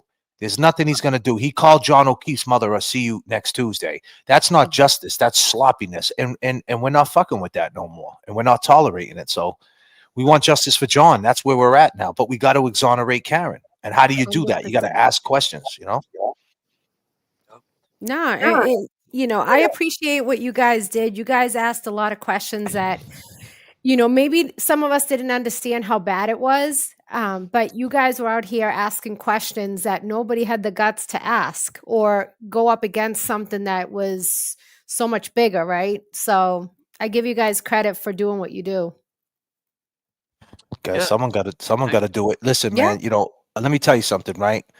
When you believe in God, right, it has nothing to do with talent and nothing like that. When God got the will, you get anointed for certain things, man, in life. You know what I mean? Like, so where I'm at in my life, I don't know what I'm doing here, but I know I'm anointed to do the job. And whatever it is, whether it's doing these streams or taking care of my kids, or I just go with the flow. I get an opportunity. I just put my hand on the wheel and let God guide me.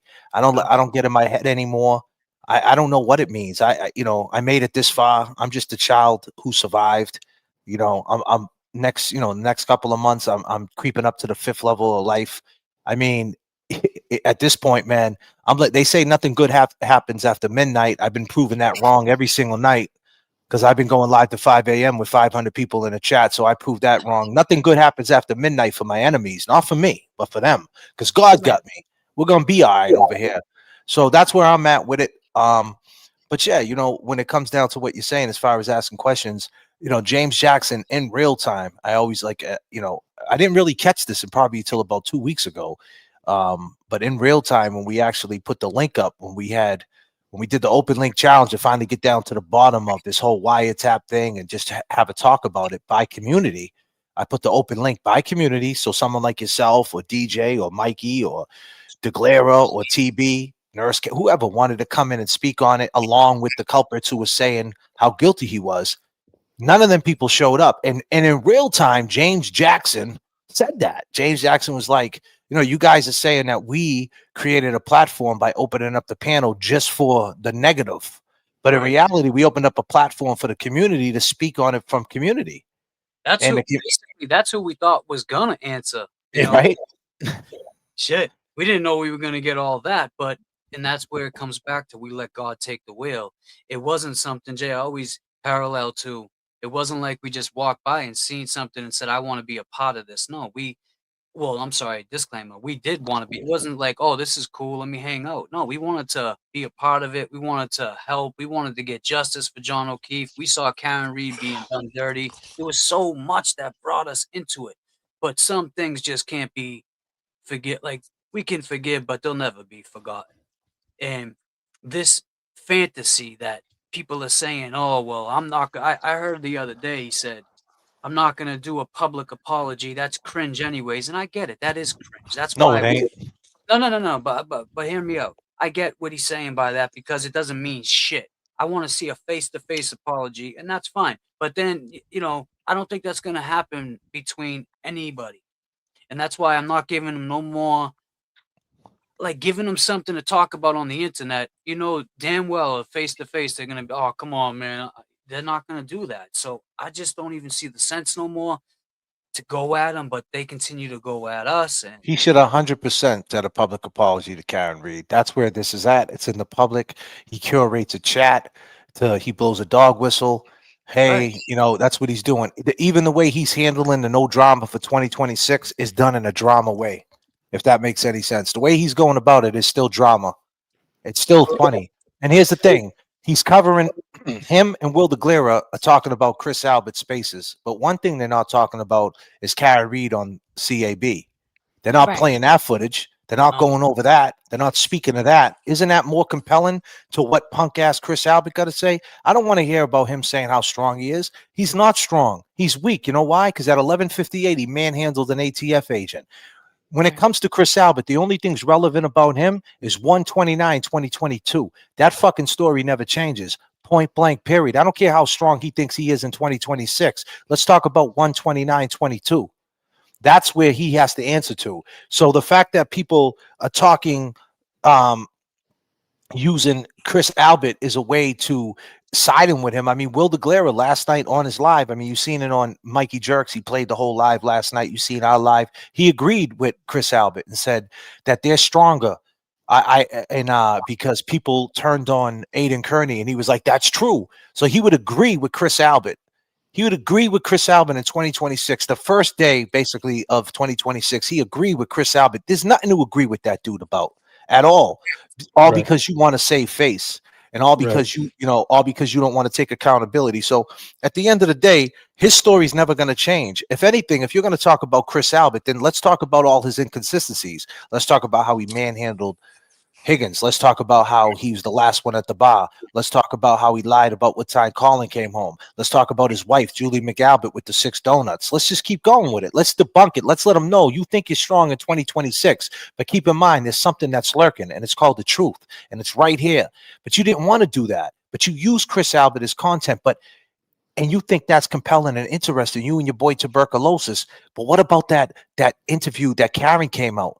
I mean, that's the biggest thing. She's crying. She's breaking down the trauma of it, the layers that you could speak on that, but you don't want to speak on that because you guys feel a certain way and you guys feel kind of guilty about something. And what is that? What is that thing? So that right there shows by agreeing with Chris Albert and immediately take it to what Chris Albert says and agreeing with him basically saying that, the way they're wording it is people are turning on Aiden. So that's showing a divide in the community. No, by you fueling that, throwing gasoline on that, that's what's showing the divide in the community. Why not play Karen Reed shit and show the unity in the community? But you don't want to play that part.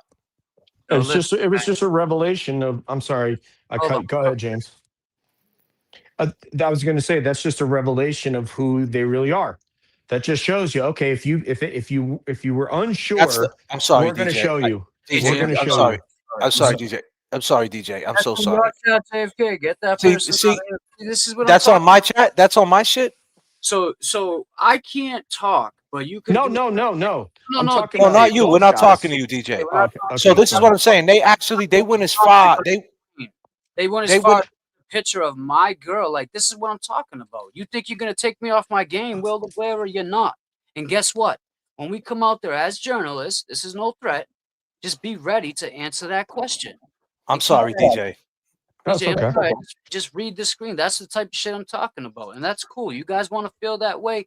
Bring some facts behind it. Don't just put little comments up there like that. Bring a fact. I have a question for all three of you, and this was the second thing I wanted to get to, other than the comment about the revelation, which is very obvious, because they like, people think they can fool you because they think they're really, really smart and you're really not, so they can say things that are just on their face that are false flags, and that you're just going to buy it. And of course you don't.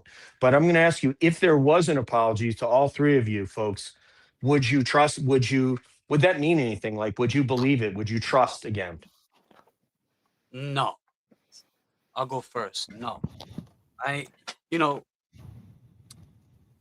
Somebody like that with a history like he has, such as it's it would have to show time. It's like someone being, let's parallel it to recovery. Someone that keeps relapsing and can't get it, but they keep trying, but then they relapse and they try again and then they relapse. That's what he's doing, man. He's relapsing on fuckery, on drama, on fuckery, on drama. Oh God, look at this. I'm a fucking idiot. I'm gonna record somebody. Like, come on, man. No, I will never trust that piece of shit. Like I said, I don't want to see you in jail, but you still are a piece of shit. That will never change. The point is, he has to say a public apology, because he curated what you just seen on the screen. He curated that, and there's no room to curate hate, and we don't have to tolerate it. We don't have to tolerate in all 50 states. I say this again. See, look, there's more people are saying in this. James killed Lauren with you know what I mean? Is that on my shit? I got to take that out. Who is There's another one. And another one. Like, this is what he curated. This is what he did. And he's talking about he doesn't want drama. If he was a man, my first thought about, if there was any type of, like James said, to echo it, if there was any type of facts or any type of merit behind what he said, as a journalist, like he allegedly is, right? He would have he would have tracked down them facts, and he would have loved to do a show on it. And who wouldn't, right? You know what I should do? You know what? Turtleboy, I have questions for this. He's been an ally to Karen Reed. Always. Always. You don't have the history that her and I do. I was pissed that I wasn't getting invited into court. And I'm like, this is fucked up. I'm saying, you know what I mean? I'm like, what the fuck? You know, I've done a lot. I go, if I wanted to, I could just make up some shit. I could just go and tell Tully if I wanted to. Of course, I wouldn't. You know, I could just go and tell Tully that Karen Reed put me up to all this, you know.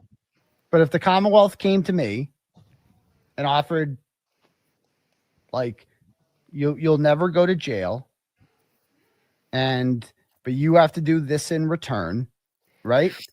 I would consider whatever they offered.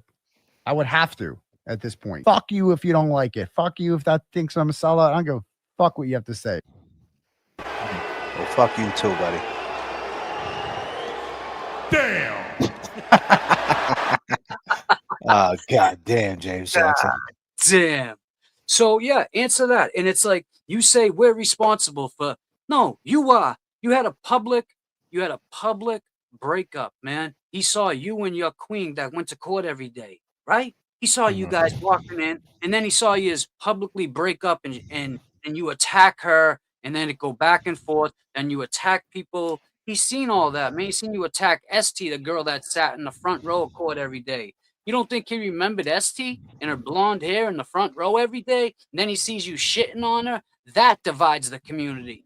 All of that shit divides the community. Then you co-sign Ralphie, little Ralphie from Dallas. Be careful, you might shoot your eye out. Yep, and you then shoot your eye out, kid. It's okay. It's okay. This is all okay. It's not okay. We don't have to tolerate it. No. And you say we're hood boogers, but guess what? We can be trusted. We can be trusted. Mm-hmm. You can't, man. You cannot. So, DJ, to answer your question, he can never be trusted. No.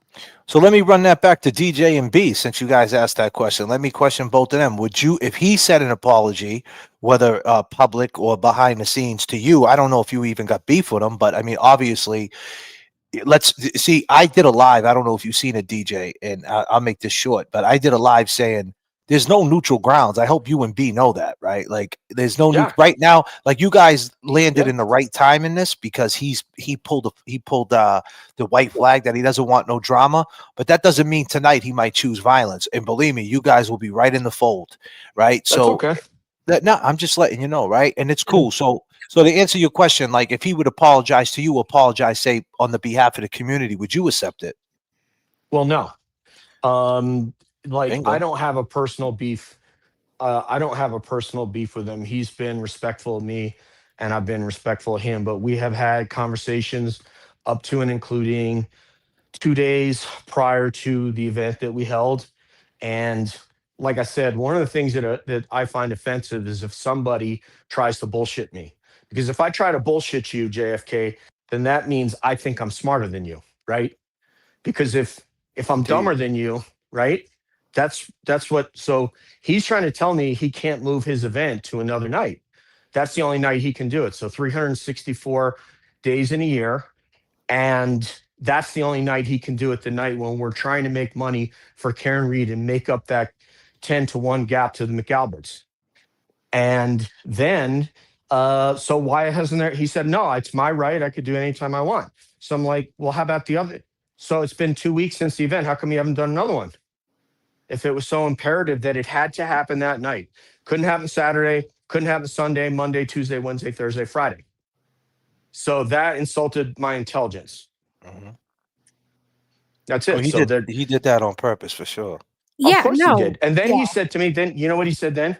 He said, well, I moved it back to 8:30 to help you guys out. I said, you think I just started content creation yesterday?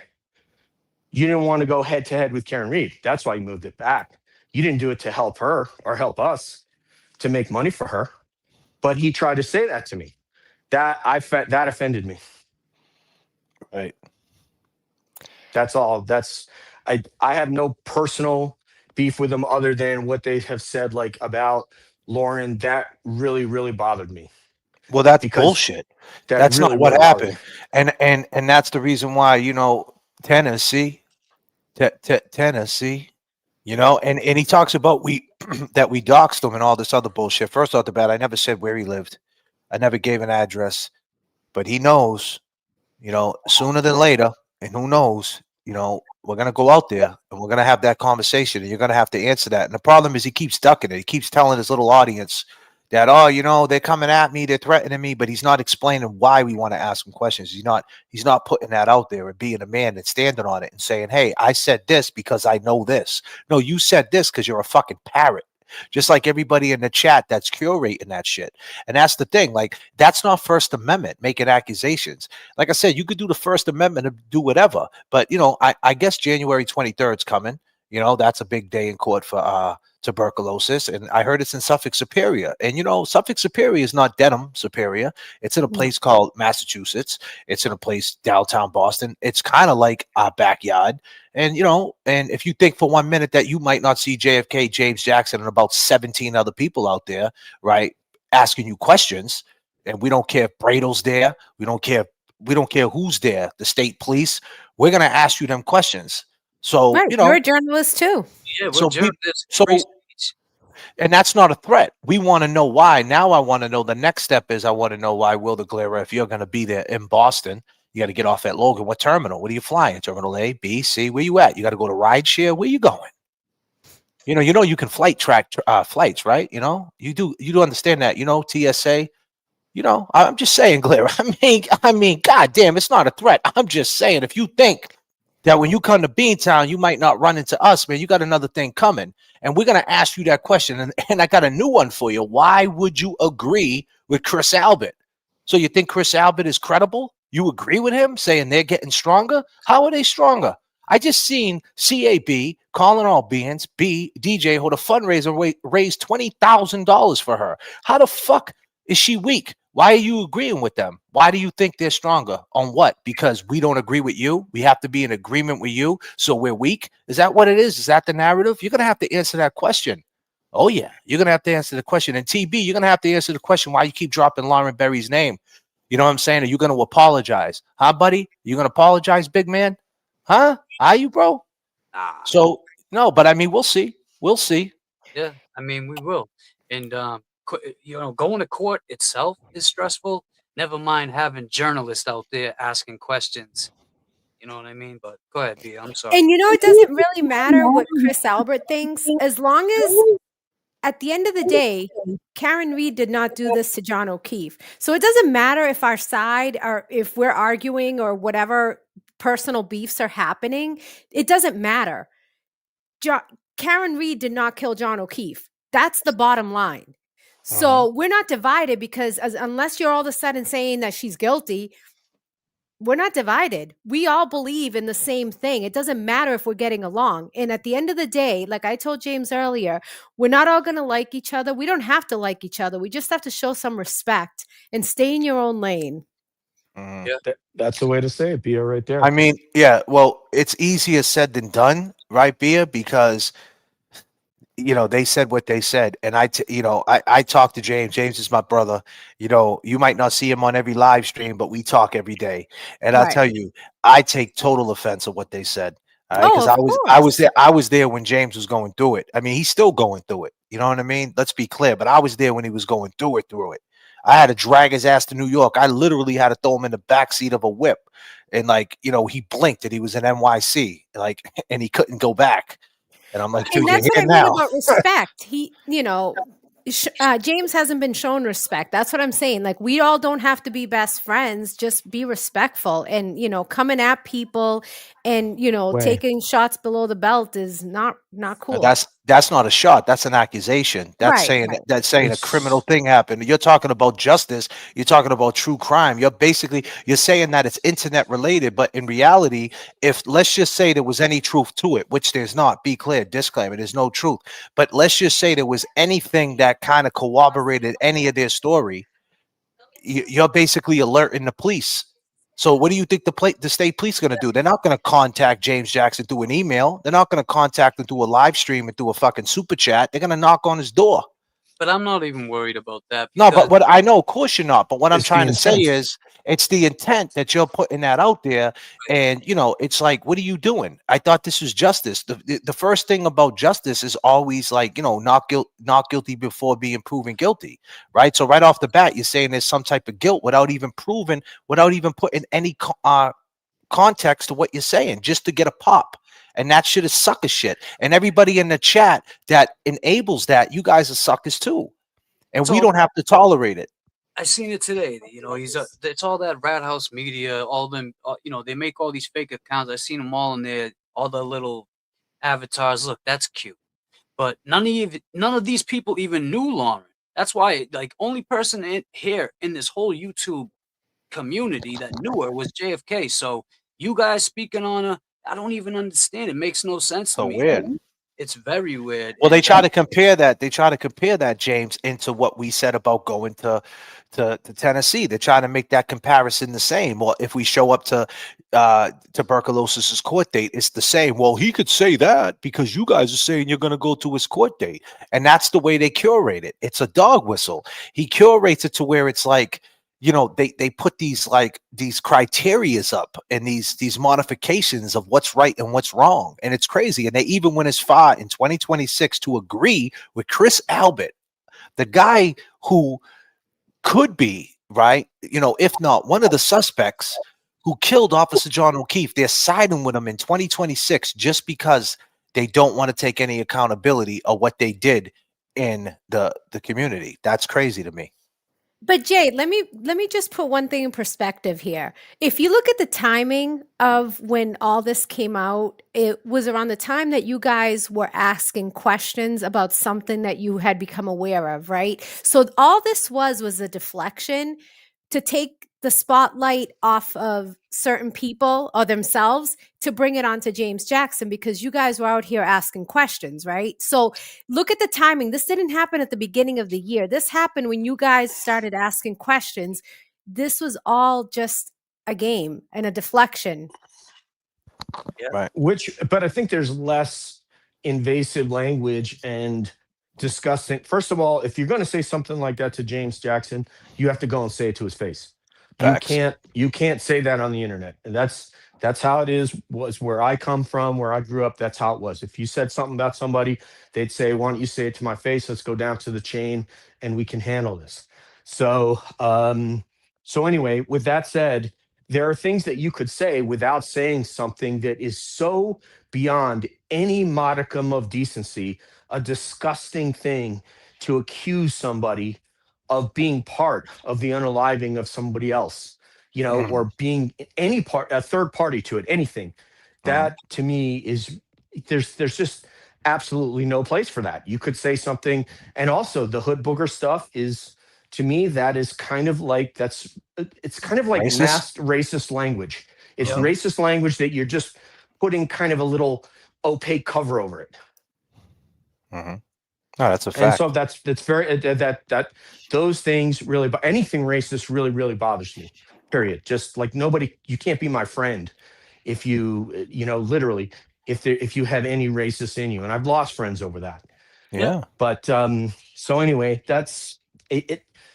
It's a very disturbing thing, and I think we have to find within ourselves a way. Now, there are things that that somebody's going to have to handle with James when they see him. So there's that. That aside, are you doing what you know to be right in the community? Are you acting in a way that is towards Massachusetts justice and is not the Real Housewives of Boston? That's the question for all of us. They curate hate, man. They curate the hate, and that's why I said, even on his waving the white flag, saying he's drama free, putting up pictures with Nick Rocco and talking about how the good old days and I'm good. And he still curates the hate though. It's still there. He knows how to put his finger on his audience. He knows how to take them on a ride, and it's like, he's even counting down the days, 19 days drama free, 20 days. And it's like, what? So now, now it's like, okay, on the 25th day, I relapsed and I did a crazy stream on everybody. And then the next day, okay, it doesn't matter what I said on the 21st day, on the 22nd day, I'm back to my recovery. And he plays with his audience. And listen, be clear. And I said this last night, his audience is not going anywhere. We know our audience. The best thing that you got out of this, CAB, Bia, James Jackson, JFK, Jerks, everybody, LTL, now you know your audience, right? That's a beautiful thing, right? And he has his audience. They're not going anywhere. But you don't have to tolerate their bullshit. Point blank, period. You're not fooled. I'm not fooled. But there are people that are. And it's I've used this in our group chat the other day that we have with James, and I said the Mark Twain quote: "It's easier to fool a person than convince them they've been fooled." And that's what everybody needs to think about. That can I be fooled? First of all of us can, but yes, sir. Can I give you another quote? This is what I learned, and this is what James learned, and this is where me and James are at, and I can speak for him because he has the same feelings as me. You never win any battle in power. You win every battle in surrender. I done surrendered. This ain't my battle.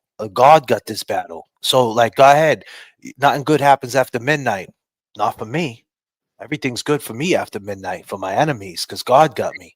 You got to sit back and let God take care of these battles. These dudes don't get it. It's working out the way it's working out. Karen has got a faith. And, people don't have to think that way or whatever, but just look at the way it's turning. Look at the way what it is. You don't have to tolerate it. And you could be proud and you could say, God got me. And like I said, this is not about power tripping, poking our chest out. I surrender. Not at all. I surrender.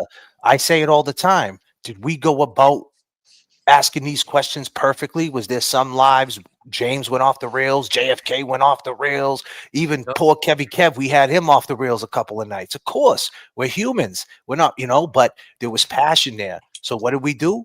We sat back, we took some time off, and we surrendered and just let God handle it. And now and we're back and we're just not tolerating it. I dig it. The Sun Tzu quote might apply here. Build your enemy a golden bridge so they can escape. Bingo. I like that. I like that. I mean, shit. This thumbnail it speaks for itself. You got this guy crying still, and we're going into a new year, but it's the same old shit. When is that old shit gonna change, and how is it gonna change, and how are we gonna get there? We gotta look past it, man. We gotta look past what they're saying, the noise they're saying. Look, you didn't know my girl. I don't care what anyone says no more. It's like at this point, it's like I'm talking to the fucking wall. Pardon my language, but what am I gonna do to somebody on the say back? I don't want to sit here and keep going back and forth, back and forth. You remember when we first started Facebook and you leave a comment and then somebody would say something and then you would say something back. That's what it is, man. But this is a job to us content creators. Me and JFK, and I'll speak for JFK because he's the one that inspired me. We actually like to go out and hit the pavement and get the content and get questions. I mean, excuse me, ask questions and get answers to the questions that people don't want to ask. And go meet Francis Gigalotti's family and his mother and learn stories about his brother that passed, his sister that passed, all in sad ways. So Eddie O'Brien, we got big Ed O'Brien in the chat. Just dropped a super chat. Eddie O'Brien, his son's been in jail 30 years. 30 years. In 30 years, we uncovered things that they never knew in 30 years because we asked questions and we were willing to take on the case. And we're just getting started with that. We're only episode 36 in. We're shooting for 1,000. We're motivating Ed O'Brien in there to stay locked in. Just when you think that you would fold after 30 years and say, hey, I ain't never getting out. Right? He's like, nah, the JFK show and the panel, it put a battery in my back and I'm going even harder now to prove my innocence. And his case is very, it's not just a murder. It's such a personal type thing because a woman was stabbed 98 times. So it's like, the deck is stacked against him with the context of it. But, what we've been learning, we learned basically, if you were going to put a poll up right now, I would guarantee you everybody would say free Eddie. Right? Eddie is innocent, right? And that's what we're learning. But, the narrative in the media back in 1997 and 95 was that he was guilty at 15 years old. And can I tell you something, JFK? I lived like a quarter mile down the street from where this happened. Yeah. And, back then, I mean, I was only a couple years older than Eddie, so I'm sure that we were going to high school at the same time. Because he must have been a sophomore. I mean, in Somerville, there's only one high school. So I'll tell you this. He went to Catholic school. Oh, okay. I'm sorry. Yes. Oh, so he went to yeah. Okay. So the narrative back then, we didn't question police, right? Like back then when you're young, you don't think, and now 30 years later, here you are questioning an investigation that was done because now we have the Karen Reed trial where you've seen this all unfold. This stuff is happening.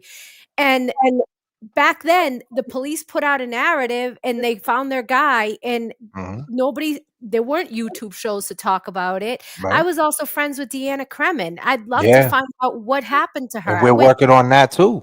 I know. I went to school with her. We graduated from Lincoln Park Community School. Poor Deanna. And here's just a fun fact with Deanna.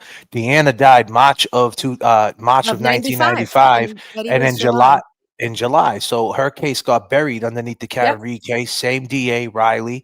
And there was DNA underneath Janet Downey's fingernails. Under Deanna's, they got DNA for her too also. But under Janet's fingernails, there was DNA, and they ran it to Eddie. They exclusively ran the DNA to Eddie, and it didn't match Eddie's DNA. But yet you think they would run it to, and they never ran it to anybody else, which possibly that DNA underneath them fingernails could be the murder of Deanna. You just never know because it happened in that short period of time. And you would think a DA back then would run it to somebody else just to see if it was connected to Deanna. And it was Riley. And Riley was no different than Morrissey. And like you said, to your point, if it wasn't for the Karen Reed case to make you see corruption, the narrative probably would still be, nah, that dude did it.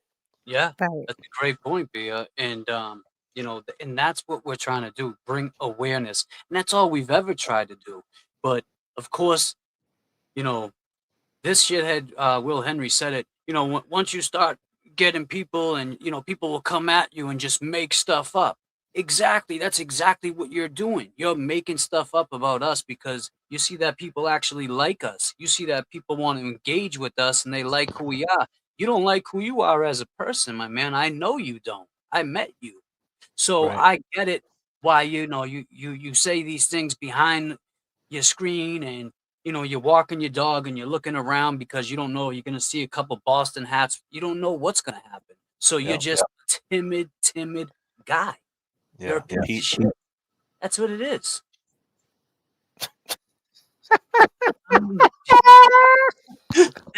That's what it comes. God damn, James Jackson. Y'all caught up? Y'all caught up? Y'all caught up, Adi? But, to We've been segue saying back. that all day, man. Y'all caught up. Saying it all That day. one. Y'all caught Y'all up. caught up. Yeah. He These thinks people you should make some T-shirts saying "You all caught up." Yeah, we got to get it going for sure. We got to get the merch. We got to switch up the merch for sure. We got to start going hard with the merch. But it's funny that you say that, because it's like, with this whole situation with Karen, I don't look at this as drama. I want people to be clear. When JFK takes a swim at 1 a.m., I understand the great whites are out there. I'm in the shallows. I get it. The seals are popping their heads out. I'm in the surf. It's very dangerous. Them great whites are creeping. But that doesn't mean shit to me, because I'm an orca. I'll hit one of them great whites and play with them, take their liver out and throw them on shore and leave them hanging. I roll with 5, 6. I'm family orientated. I stare into the orca's eyes. See, at the end of the day, nothing good happens after midnight. Yeah, we're calling bullshit on that. But let me tell you, the thing is this, right, is that I don't look at this as drama, because when you peel back the layers, I'm happy that you guys didn't pull up the Karen Reed video. I'm happy that you guys did exactly that. The people who didn't go over the Karen Reed video, and Young Jerk spoke about it today, which I didn't know, and I'm not trying to throw no names out on it, because I got no problem with the cat Mazza, but I guess Mazza never pulled up the Karen Reed video, like never went over it, right? Like, which is, I don't know why that's just easy content, right? At the end of the day, like, that's a whole show. You can just hit play and sit back and go, wow, and this and that. Like, why not go over it, right? I mean, isn't it the Free Karen Reed movement? But why? Are you afraid? There was something, Jay. I mean, B, I don't know if you want. I could speak to it if you don't want, that I heard from different people. I was talking about this with them, but I don't know. The way you put it was better. But anyway, Mazza never really showed his face in the beginning, if you remember. He would never come on screen. And then so Mikey felt like kind of betrayed by him. And I get it. People build friendships through this community, and not all friendships stay. But I remember when they had their show going and we were at our show, and I check in, Mazza had Karen show up and he had TB show up. And I'm sitting there like, what, looking at the phone, like, why is he doing this? Like it's a competition or something. So I didn't get that. And the other day, Mazza, I shouted you out for, and I'm not upset with you or nothing. Like, these are something you got to take up with Mikey. I got no beef or whatever, no problem. I'm not trying to get down that lane. My point is, you did some good shit the other day, solid shit. You raised awareness and you raised money for Kelsey. So I don't know, man. It's just, you got to speak up for shit. Let me just segue back into Mazza, what I was trying to say. What I'm saying is this. If people think it's drama, what we're talking about, right? The creators that don't pull up the Karen Reed thing, I thank you for not doing that, Mazza. I appreciate it, because now we can peel back the layers. We could peel back the layers of why it's so imperative, because I don't look at this as drama. I look at it like everything about it. Like, why didn't we talk about Francis Gigalotti when it didn't happen? I'm happy that you people didn't talk about Francis. You guys needed to wait for a medical examiner report. You seen a man saying, I can't breathe, help, help. And you guys said, well, I gotta wait for a medical examiner report. Hold on, you got a cigarette, dude? Hey, pack your shit up. Pack it all the way up. Get the fuck out of here. Beat it. We didn't have to wait for that. We didn't have to wait for a fucking medical examiner report. We seen what we seen, right? And we got down to the bottom of it. Jay Brilliant, whether people know it or not, that's on our panel now. He's the guy who actually took the fucking film of Francis's last breath. That's where he comes from, if people don't know. So I interviewed Jay Brilliant behind the scenes talking to him, and Jay Brilliant is still mentally messed up by it from seeing what he's seen. Right? So I didn't need to wait for a medical examiner report. I just needed to talk to someone who's seen what I seen, right? And I know what we saw. And my point is, I'm glad you didn't go over it, because now I could peel back the layers even more. And it's not drama to me. I'm glad you guys are painting these narratives. I'm glad you guys are not going over the things we're not going over, because because we could talk about that, and we could peel back so many layers of why people at first glance don't want to go over Karen Reed, or why it is so important to go over what Karen said when she started crying and said, I'm not athletic. I mean, Karen is the funniest girl in the world to be like, I never had any friends, and I mean, I never really was popular like that. I wasn't athletic. I mean, I'm glad you guys didn't use that, because you're giving it all to me. I could go over it. James Jackson could go over it. Thank you. And then, you talk about Kelsey Fitzsimmons. You guys can put the little thumbnail up, and you could talk about she got shot in her chest, and you could talk about her boyfriend, and you could talk about this. Well, I'm going to talk about how she was a CO, and then I'm going to segue into 240A, 240B, 120A, 120B. And then we're going to talk about Middleton Jail. Then we're going to talk about the sheriff who used to be the chief of police in Lynn, right? And then we're going to talk about the tentacles, Essex County, the same county that they're trying to get justice for Jigga, same county, same DA, right? We're going to break it down. But more importantly, what people miss about the Kelsey Fitzsimmons is the postpartum part. Right? Let's talk about that. Let's talk about a girl who was in jail for 100 days with postpartum. Let's talk about the fact that she's only 28 years old. Let's talk about that 10 years ago, she was only 18. Let's talk about the fact that 10 years ago, she was 18. Right? And let's talk about how she bought into being a cop and a CEO. So I'm glad you just want to put a thumbnail up and do a fundraiser. And God forbid if you play a Bon Jovi song, because you might get strike, you pussy ass motherfuckers, right? And then claim that we're grifters, but you guys want to make every single dollar off your ad revenue. Well, the JFK channel waves that shit off. I don't give a shit, man. You could take that. My long game is what helped me out. I don't need the ad revenue. We'll figure out a different way, because I want to connect. And I'm not knocking anybody that does that. My point is, right? I get it. Everybody does it their way. I'm not knocking it or disrespecting. But what I'm trying to say is, don't act like you're getting down to the tentacles. The Kelsey Fitzsimmons case was the perfect case. This particular case was the perfect case to replace the Karen Reed face. It went hand in hand. White lady. She's a cop. She never been arrested. Karen Reed, she never been arrested. The poor girl, the simp act. Okay. Well, what about Francis Gigalotti? Because he might have did drugs before he got killed by 7 cops. We don't want to talk about it. So I'm glad you don't want to talk about it. I'm so happy, because now we could talk about the stigma. So I don't call it drama at all. I just want to thank y'all for doing that. I appreciate it. And let's take a swim. Let's go. Can you swim? You got your swimmies? So it is what it is. That's how I look at it. So I don't look at this as drama, and I don't think anybody should. It just is what it is. The people who are claiming justice, claiming free Karen Reed, and claiming justice and true crime and all that, and really want justice for people like Eddie O'Brien. I mean, no one wants to talk about Eddie too. You don't want to talk about he was 15. Do you want to talk about how he took the truth serum? Do you want to talk about that he took a lie detector test and he passed it? Oh, by the way, do you want to talk about the fact that the Commonwealth of Massachusetts paid for all this, and then he passed it with flying colors? Do you want to talk about it? Do you want to get the footage?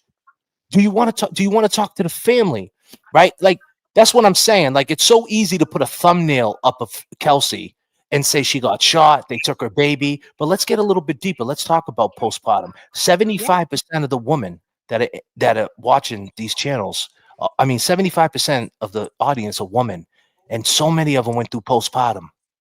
Right? Let's talk about postpartum. Let's talk about how beautiful the ladies are. Let's not call them see you next Tuesdays. Let's not do that. Let's talk about how beautiful and how amazing they are. Let's talk about how having a baby is not guaranteed. Let's talk about how many women can have babies. Let's talk about how many women had miscarriages and then had postpartum after the miscarriage. Let's talk about that. Let's peel back the layers. Let's talk about those that don't get diagnosed because they're afraid and they don't want to go to somebody and have their baby taken away. Why don't we, the fact that Kelsey went to get help for her postpartum, like, props for that, because some women just hold it in, and it takes, the shame of it. Like, all of a sudden you're a bad mom because you have postpartum. No, this isn't something you wish for. This is something that is a result of having a child. So you know, the last thing I'd want to see is somebody not get the help they need because they're afraid to be another Kelsey, where the father's going to go behind your back and take out a restraining order against you and have the cops show up at your door to take your baby away. And also, I wanted to stitch back to Jigga because do you remember in 2020 with Eric Garner in Brooklyn, right? You had that little Italian cop on his back choking him out. And as a jiu-jitsu guy, I was mortified at what he's doing. And he's saying, I can't breathe. And you guys remember the 2020 Lakers coming out in those shirts, I can't breathe, right? When they were in the bubble. In the bubble. With that fake championship. Yeah, exactly. What was that? Did you say fake championship? Fake championship. That's cold, man. That's cold, man. My man LeBron. Come on. And what was the point guard's name that you had on the Celtics? Rondo. Rondo. First Rondo. First Celtics, first person that played on the Celtics and the Lakers to get a chip. You got with both teams. Crazy. Badass dude, man. Badass dude. I remember Obama saying he shook hands with Rondo and he said Rondo's hand like enveloped his hand. He's like, that's an athlete right there. But anyway, it just keeps happening with these things with obviously George Floyd, obviously Eric Garner, Francis Gigolotti, and even the one where the guy got shot in Minneapolis, Philando Castile, when the cops pulled him over in front of his girlfriend and his baby, said, hey, can you grab your wallet? And he's like, I'm going to reach for my wallet. Yes, I want you to see your license. And then they shot him when he reached for his wallet, right in front of right in his car. And it's really, really disconcerting when I heard what happened to Jigga, knowing what happened to Eric Garner. And then Bia and I, we interviewed a woman in Florida. This case was brought to us from some colleagues. Her husband was killed in a biker bar, and he was being restrained on the ground, just like Jigga, just like Eric Garner. And by the time the police showed up and cuffed him, he was already dead, just from people putting pressure on him. Jason Veach. Oh, I remember that case. I watched that on your show. You guys, it was like some woman's what was it like? They got Kara Veach. Did her and her boyfriend get into a fight or something? And no, we had two content creators that brought us the story, so that was how we got the story. And then we had the wife on, and essentially he was out at a biker bar. He was very drunk. An officer didn't arrest him when he was clearly drunk at one bar. He drives down to another bar, and he was kind of loud and obnoxious in the bar and called a name at the bartender. So she, instead of, they had no security, she asked patrons to restrain him. They hit him with an axe, but when he was on the floor, what killed him was them piling on top of him, being on his back, and he couldn't breathe. Yep. I remember that shit. Yeah. Yep. So I still need to contact Volusia County Sheriffs. They haven't responded to my request for discussion, comment on it. Hey, VVFIOMB, flat brims, ankle monitors up in this chat. See, that's what I mean about guys like that, flat brims, like you're just a cornball, right? You know, and the thing is, right, it's just that you're exaggerating your whole self. Like you think you're better than somebody, right? You think he feels power. Like that's the thing. Like when you're vile like that and you drop borderline racist comments, like it feeds a certain power. Like that feeds your endorphins. Like you just got a kick out of that. You felt the vibration through your body, but in reality, you're really a piece of shit. So like, you know, congratulations. Like that's not endorphins. That's you're always suck. Yeah, you're a shitbag status, and your conscience is your karma, right? So you know, keep doing that because you're abusing your own inner mind. And sooner or later, you're going to get this little voice that's going to talk to you, and you're going to say, who's that? And hopefully you never, hopefully it scares you that bad that you start talking to your coffee cup and you start walking in circles. You know what I mean? Because that's what I want to happen to you. I want you to get stuck in a line at Starbucks today and just start talking to your coffee cup. Have a conversation with your coffee cup, okay? Man, it's great. You know, I see him on Twitter always leaving comments like this. And that's the thing. It's like these people, they get a rise out of it. Like you just said, it probably made him feel like so powerful. Like I got him. And then he'll go in another chat and say, you know what I said in James Jackson's chat? It's like, and that's the thing. That's what I mean. Like what happened was with this whole thing is that they curated hate. They curated a dog whistle. They curate this shit and they love it and they don't take it serious. That's what, when I just went into that rant about let's peel back the layers, they can't peel back the layers because in reality, they never took this serious. You had this dude, Will Henry, that he got a front row seat to corruption, right? And Karen took him serious. You know, he got picked up by Esty. Esty went out, bought him a nice jacket for $600. She's probably, Estes is so crazy. She probably took him to Copley and bought him a $600 jacket. Yeah, you know what I mean? In a mining joint, man. You could have went to Target and got that dude a jacket, right? And she got him 600. He smoked 100 cigarettes before he got out the goddamn car. The shit smelled of fucking Marlboro Lights. Shit, he got out smelling like a snipe. Yeah, she probably snipe. But you know what's worse, JFK? It's that, and I hate to bring it down because we're laughing our ass off right now, but the fact that the Reeds called him like a second son, and to turn again, it all comes back to friendship, you know, and you turn your back on the Reeds. And how do you look at yourself in the mirror and go, hey, that's awesome? Like I told James earlier, like I met him in person and we've been talking ever since, you know, ever since I met him there last time I was there. He's talking about 2 James, times ago. just to be clear, because I feel like that kind of got a little, James and you when you met. Okay, yeah, not the glare. Right. I just want to make clear. But the fact that like he didn't care enough about the friendship that the Reeds extended to him, and I don't understand that mentality. I don't understand it. Well, here's the thing. He had a sorry, James. Go ahead. Oh, I'm sorry. They don't have real friends. They like real friendships. They don't have that in their life. Can't even get a ride to the gym. Right. This is their life. Like they, you know, you see. Actually, let me just show you something real quick. What are you true criming? I'm just curious, true crime. Y'all investigating hashtags this week? Is that what it is? Oh, Flairer, I know you're watching this. Little fruitcake. That's the guy who crosses his fingers and acts like he knows shit. The deliverer don't actually know anything, friend. He admitted that his moderators write a script for him. What? No, that's facts. That's big fact. He admitted that like years ago. His moderators get together, they write a script for him. They're like, here's the live stream script. He just reads from that script, clicks whatever they tell him to click, gives the opinion that they tell him to give. Oh my God, and then they pay him for doing his work? Yep. This is facts. I'm telling you, this is crazy. I got videos of him admitting that too as well. It's really nasty. He does nothing but drink and accuse people of being racist and yell at women, but be afraid to get on here with me and go back and forth, be terrified. He knows I got all the receipts and I'm not scared of him. Why would I be? He's a wino. Yeah, what's the point of doing a show if you're not even going to do a show? If it's not even your original thoughts and what you're thinking. It's because he's a fraud.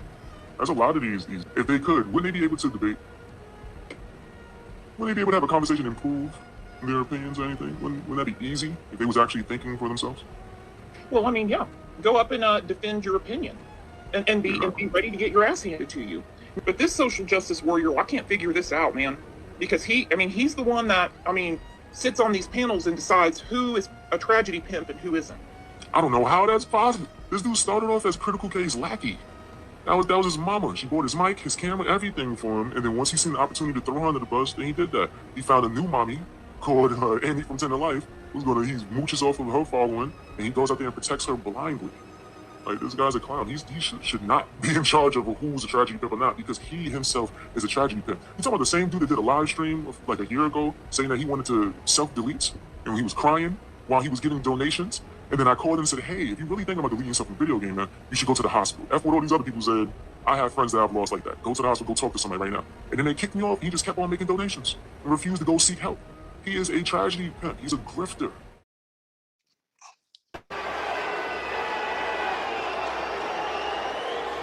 Damn. Damn. Goddamn. So, that's what it is. Ladies and gentlemen, coming to the stage. Kevy Kev's here. What up, Kevy Kev? Happy New Year, my brother. Happy New Year. Happy New Year. Happy Same to everybody up there. Yes. Kev 781 on the Cash App. Goddamn. We all here. Happy New Year, Kev. Same to you. Same to you. I've been just sitting back here listening, and You know, you guys have all brought up some great points, but you know, the one thing that just blows my mind is that you know, sometimes we talk about accountability, and certain people have made these moves. You know, they made these decisions to speak on things. They've made these decisions to, you know, curate this to fit this, and you know, they are the cause. You know, they should be held accountable. You know, I mean, it's just, you know, when you talk about a movement and you talk about a community, and you talk about leadership. I mean, I don't think anybody on this panel is looking to lead a community, but for one to, you know, want to be recognized as a leader should be the one that you know is held, you know, accountable for their own actions. Absolutely, man. And you know, that's what you said, Kev. No one here is trying to be a leader. We're all trying to work together, move forward, and just continue doing what we're doing. But you know, keep getting bumped into. That's the way I like to put it. We're getting bumped into. We're not getting bumped off the railroad track. Goddamn, one is about to tear this door down. But we're getting bumped into, and I'm tired of getting bumped into every time we're on track and we're doing something bumped into. And I feel like it started, you know, and maybe it didn't, but I feel like, you know, things were quiet for a while, and then somebody created the fake account, James Jackson and JFK, and they were going in chats, but they were like kind of defending us, they thought. And now it makes sense why everything kind of started back up. And I'm not saying that's the reason, but that might have added some fuel to it. And I tried to tell that person, do me a favor, don't do me no favors. I don't know what was said. I wasn't there, but I saw the aftermath of the Glera talking shit to a fake James Jackson. And it's like, at his where he's at in this YouTube thing, he should at least check with his mods and you know, say, is that a real account or whatever. Like I could go and, like I said the other night, I could go in TB's chat and call him an asshole, and he would have his mods check to see if it was the real me before he even said anything back. That's just a fact. I mean, I don't know, but yeah, that wasn't good either with them going in there acting, pretending to be us, and all these fake accounts and everything. It's something we got to deal with. I heard him say, deal with it. If you can't deal with, you know, people coming at you, then you're not built for YouTube. It's not that you're coming at me. But that's the criteria. That's the narrative. It's back to who making these rules. Like, you know what I mean? Like it's these fake rules. The true Karen Reed supporters. How are you?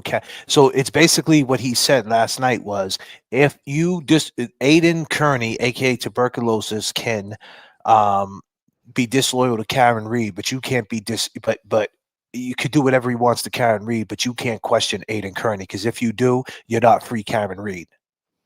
Yep. That's exactly what he said. You're not free Karen Reed if you're against Aiden Kearney. By going against Aiden Kearney, by going talking about his fuck ups, what he puts out there for you to have an opinion on, you have to tolerate it and deal with it. Because if you don't, then you're not free Karen Reed. And he blames the JFK show for the division. Word for word, line for line. They make this criteria up. They make the rules as they go along. Yeah. Well, And we who's don't buying need into to that? allow it. Sorry, go We ahead. don't Yeah, have who's to buying? accept it. Yeah, Who said? yeah. You know what I mean? Who's buying it? Yeah. That's what it comes Mad, down like I just jumped off the jerk stream. He had us up there. He played a video from this morning. You guys are here with James Jackson. I jumped on this. Kev 781's here. This is what it needs. To let everybody know that we can have conversations, and I don't look at it as drama. Yeah, we're talking about a couple of people, but we're saying, hey, we're gonna be here. Good things are happening. Fundraisers are gonna happen. We want justice for John O'Keefe. It's far from over. This case is far from over. Who knows? Maybe tonight we might do a 2-hour stream talking about Higgins's testimony, and maybe we might find something that we never found out before, or maybe someone comes forward. And let me tell you something. When we was at the Wilbur Theater, right, Kev? A lot of things happened at the Wilbur, right? When we was outside, someone pulled up, right, Kev? outside at the end, right? You talking about the end? Yeah, at the end. You remember who pulled up? Yep.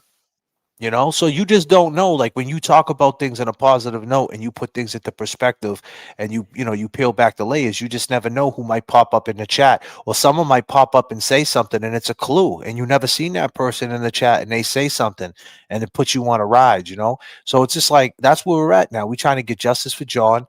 We're trying to understand what happened with Kelsey, because we technically don't know what really happened. Right. You know, I don't know who to believe in that. I mean, at the end of the day, the point is, if she was going to put a gun to her head and kill herself, that's an issue.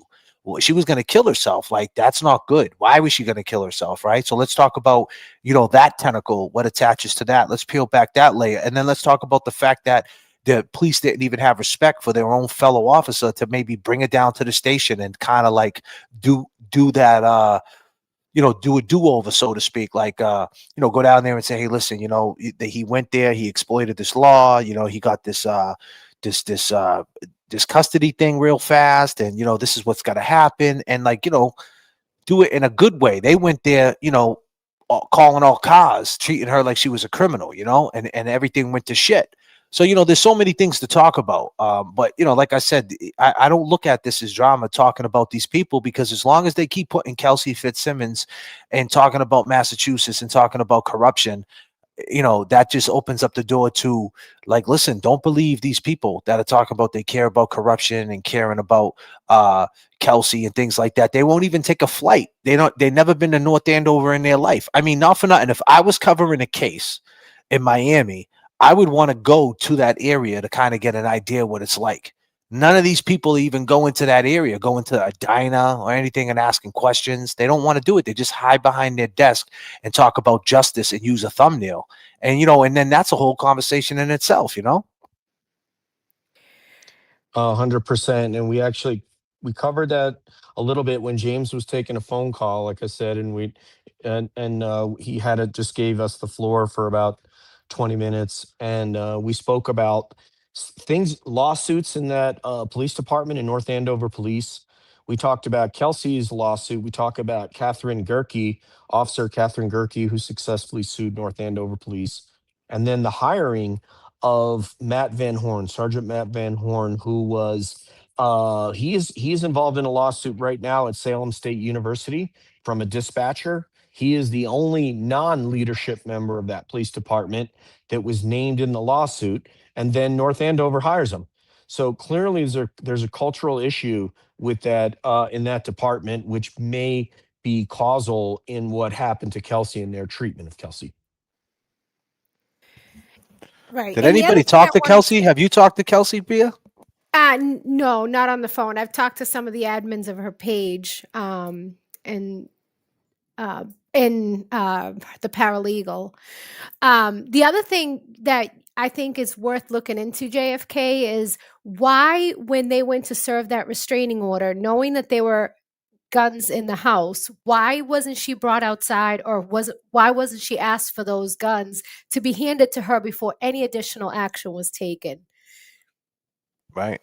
We have to ask those questions. And when we're covering these cases, this isn't about drama.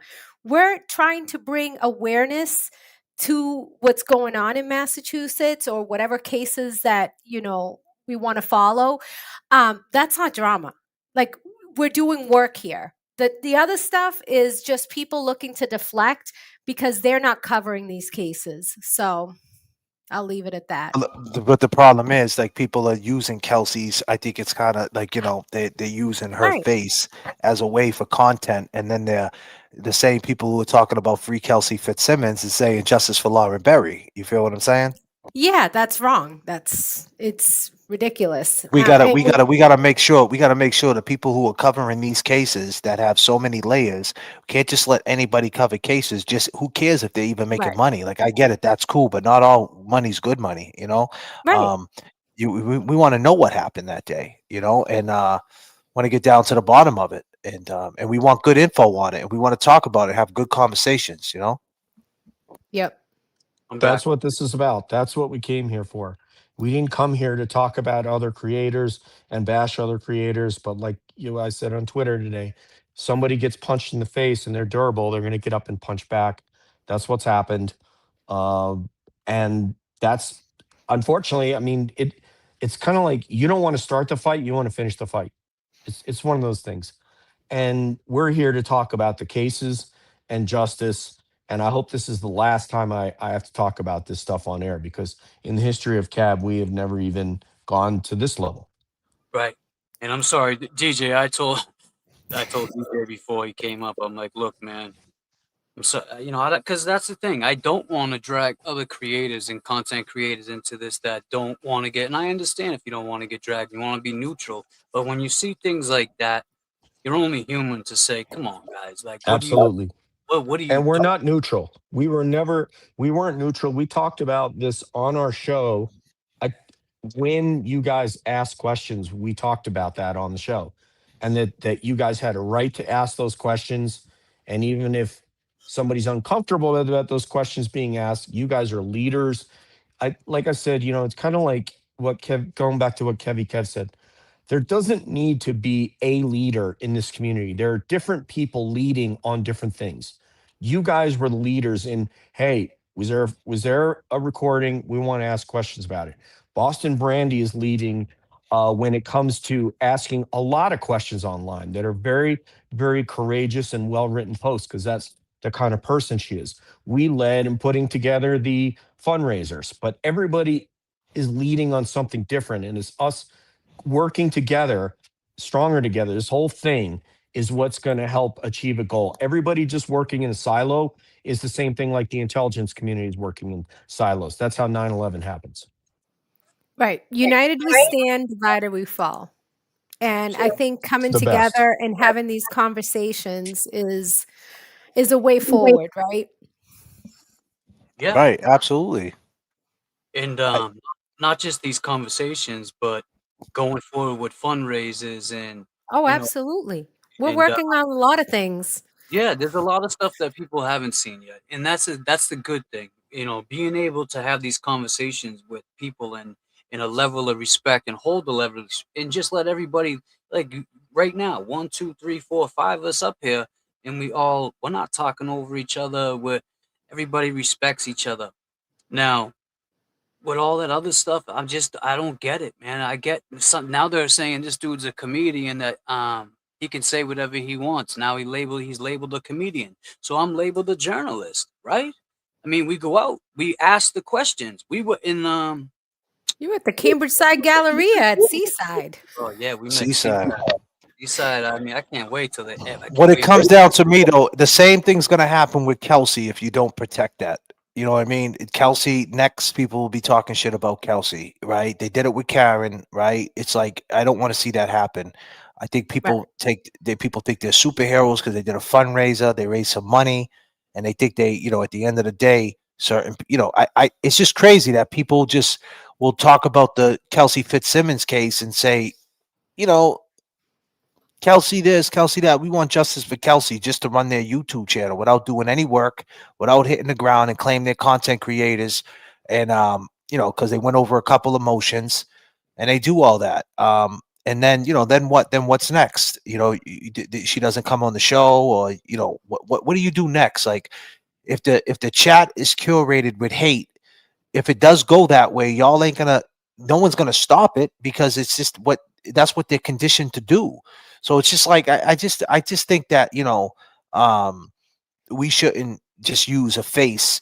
Kelsey was an easy face to put in to kind of like get a lot of traction, because it was similar, even though it's not Karen Reed, it was still similar as far as a woman goes, never having a police record. But what about all the people who might have police records that are being, they just killed a cat in jail in South Bay, a cat named Jacoby Kenny.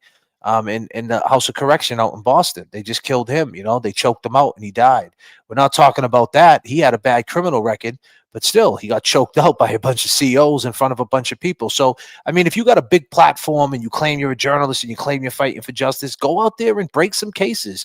Just don't go with the obvious face, the the safest way. We talk about Kelsey, it's the safest thing. It's like that shows how, how whack you really are, so to speak, if that's the right word. And I just think it's ugly, and that's how it turns ugly when it's not done with passion and it's not done right, and ends up turning to shit. So that's what I was just gonna say.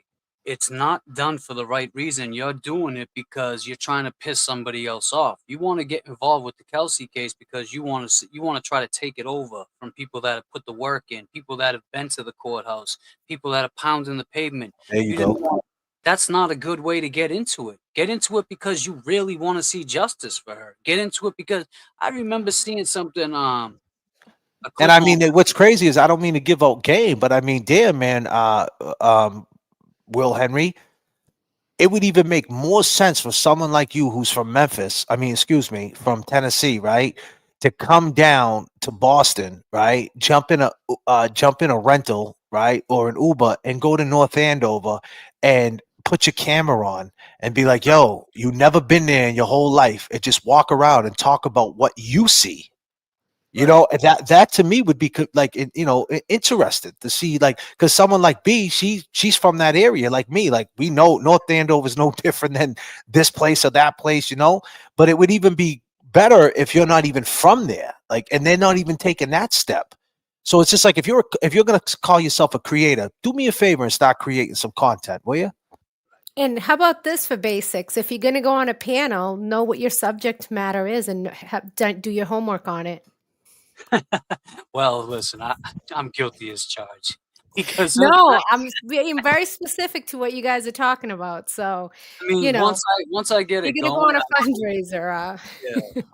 Well, that's what I'm saying. I mean, you can't just put out a fundraiser. It's equivalent to right now. If I had a pound of weed, right, that was real good weed, said to James, no, and I said to James, here, man, take this pound of weed. I want $1,000 for it.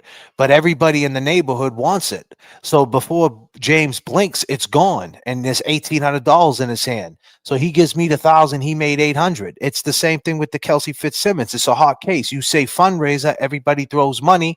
At the end of the fundraiser, right, you got $500 in super chats and $200 worth of ad revenue. So they made 5,000 and you made 500, and everybody's happy. Let's call it what it is. I hate to pull the curtain back, but that's why you're doing it, and that ain't the right reasons.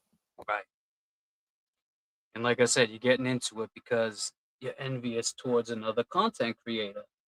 Now, what you're bringing is negativity towards a woman that's already stressed out, traumatized, fighting in court, you know, going to court. And is that the same? And now I think back that when I see now what's going on, is this the same shit that you did to get in with Karen? Like, you really didn't care, you just wanted placement? Did you really care if she? What I'm saying, he didn't do what he was supposed to do. Karen looked at him as a serious person and was like, listen, I'm gonna put you here. This can elevate your channel. Use it as a business card. Like you was in the courtroom with Jen McCabe. When it's time, you're gonna take that business card and you're gonna use that little footage of you in the courtroom with Jen McCabe, and I know you, James, and you know your man JFK got your back. So we're gonna take that and we're gonna talk about that experience. And you know, that's your job, is to create from the opportunity. He just came down here and wanted to take selfies with people, and he didn't take it serious. He didn't even, I don't even think it registered him that she was looking at life in prison. Like he could have jumped on an airplane, and 2 weeks later, when the verdict came out, she could have got found guilty. Would have never seen her again. You know, so it's wild. That's the thing. Like, he can't, like you said, it's so crazy. He came here like it was a tour. You know, it was something like coming to see a rock star or something. But whatever, it is what it is. We're past that, and I ain't past that. See me at 1 a.m. I definitely ain't past that. Oh yeah, no. I'm saying, as far as we already know what he's here for. We know. We got you figured out, man. And you want to keep doing these petty streams with your dog. I mean, the crazy. I don't know. You gotta stick up for Kelsey. You got to stick up for Kelsey. I mean, you got a guy who's screaming free Kelsey, and you know, and he's gonna do a fundraiser. He's gonna talk about the case. He's gonna break it down. He's gonna draw all this crowd in, and he don't give two fucks about Kelsey, and that shit ain't right. Go out there and, you know what I mean? Do you really care about Kelsey? Like, you know what I mean? Like, do you care? You put on the B hat, like everything's a gimmick, man. It's like putting on, it's like Hulk Hogan. Like who's Terry Bollea? Who's Hulk Hogan? Like Terry Bollea started believing he was Hulk Hogan, right? It's like there's two people there. It's like he goes in his little studio, throws on a B hat and says free Kelsey. And that makes him credible. That's crazy. That's crazy to me. Yeah. You know, and not for nothing, but you know, we talk about somebody out in Tennessee. Tennessee, and you brought up a good point. I mean, he could set these standards and set these rules, like, hey, if you don't support Karen Reed and this, that, and the other thing, and that doesn't mean you support Turtle Boy. I mean, who is he to set rules? Right. I mean, I think when you think about a dividing or splitting or breaking something up, he's setting the tone right there. 1 second. I just want to answer a question and thing. Let me tell you something. I didn't say he didn't care about Karen Reed. I think he probably did care about Karen Reed, but I don't think he realized the seriousness of being tried on a murder case. I don't think you show up to a murder case with an attitude. I don't think you show up wanting to be in the front row. I don't think you should be taking selfies at 8:30 in the morning. I don't think you should be asking for, like, hey, can I sit up front because my knee's broken? Right. And then I don't think that right after it's all said and done, within 2 months of her being found not guilty, you're demanding her to make a statement. So Right. you're not taking it serious. So did he care about her? Well, I don't know. Maybe he did, but I don't think he cared about. I don't think he realized the seriousness of it, and I don't think he realized the seriousness of the postpartum. Do you really think he comprehends of how serious that she got shot in her chest and she almost died? Like, let's just paint the picture. She gets shot in her chest, Kelsey Fitzsimmons. She almost dies. She's sitting in Mass General. She gets arraigned. Then she gets put in prison. Then she gets out on a bail. Then they yank the bail, put her back in jail for 100 days, and now she's out again right before Christmas without her baby.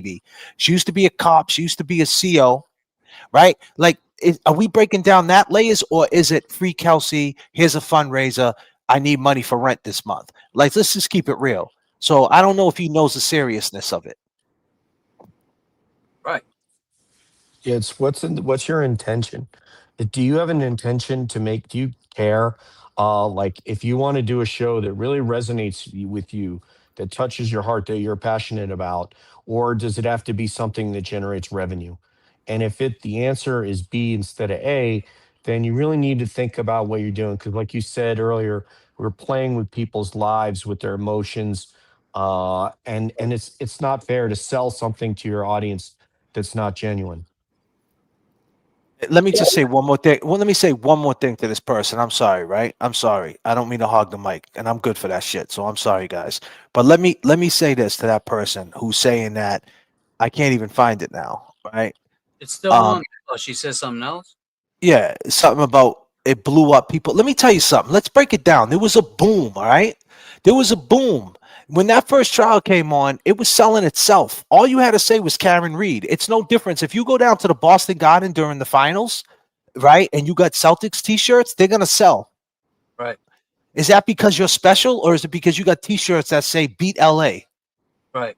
Right? It's going to sell itself. Anything that had free Karen Reed attached to it sold itself. And what happened, sweetheart, in here when you're saying all these things, he's the one that exploded the Karen Reed because he had a following. Come on, before the drama, everyone said they owed the success of their platform to him, and now this has all been forgotten. No, it hasn't been forgotten.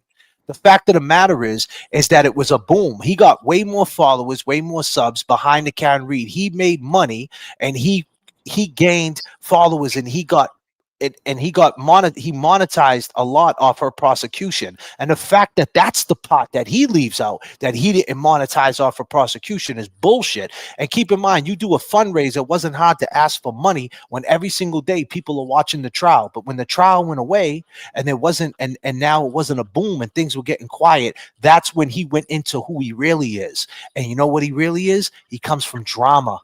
That's who he really is. Right. If it wasn't who he really is, then he wouldn't be acting like that, would he? So come on, stop it. That's what happened. He had a boom. Like I said, the shit sold itself. The Karen Reed story sold itself. All you had to do was talk about it, and the shit had legs and traction. I don't want to hear it. We can agree to disagree, but dare I say that's a fact. And can I also add one thing, Jay? So don't forget, when Karen Reed came on, she also expressed that certain people were thanked, and there was a reason why she couldn't come out and just start thanking people that had issues with, or, you know, that are being investigated or prosecuted by the Norfolk County DA's office, right? Because she can't look like she's publicly thanking something for something they're trying to get her on. So that's another point. She can't just come out thanking Exactly.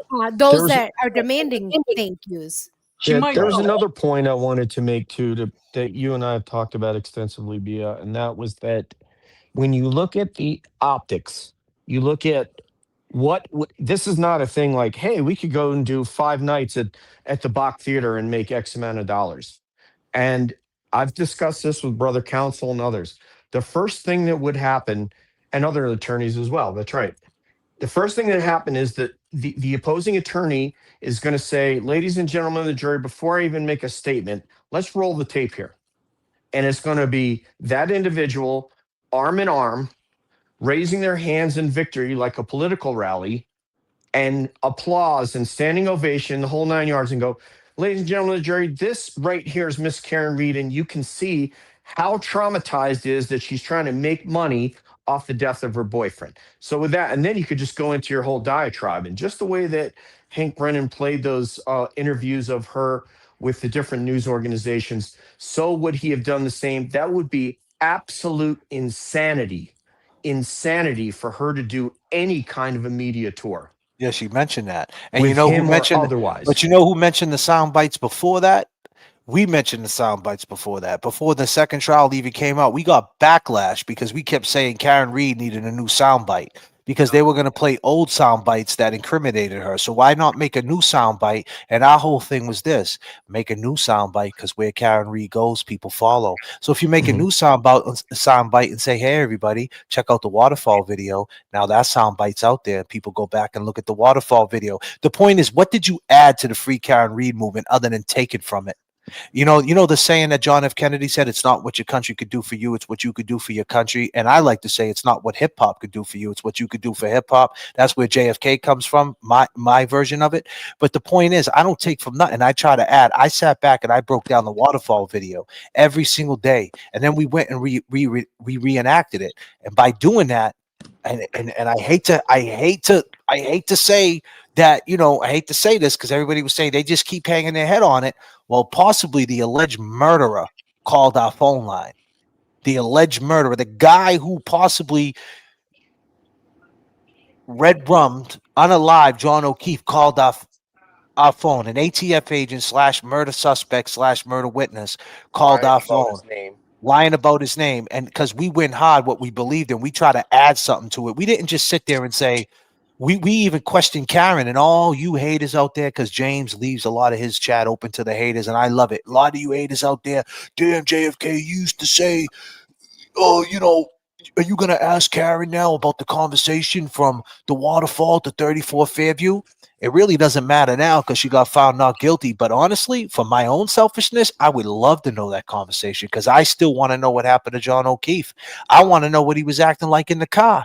And the fact that I felt that she left that part out, and I was real critical of it, I felt that she played right into the hand of the prosecution because they were saying Karen never mentioned there was an issue at the waterfall. I never mentioned the issue on the ride. So why do we assume that he went in there within 2 minutes and got his ass whooped and died?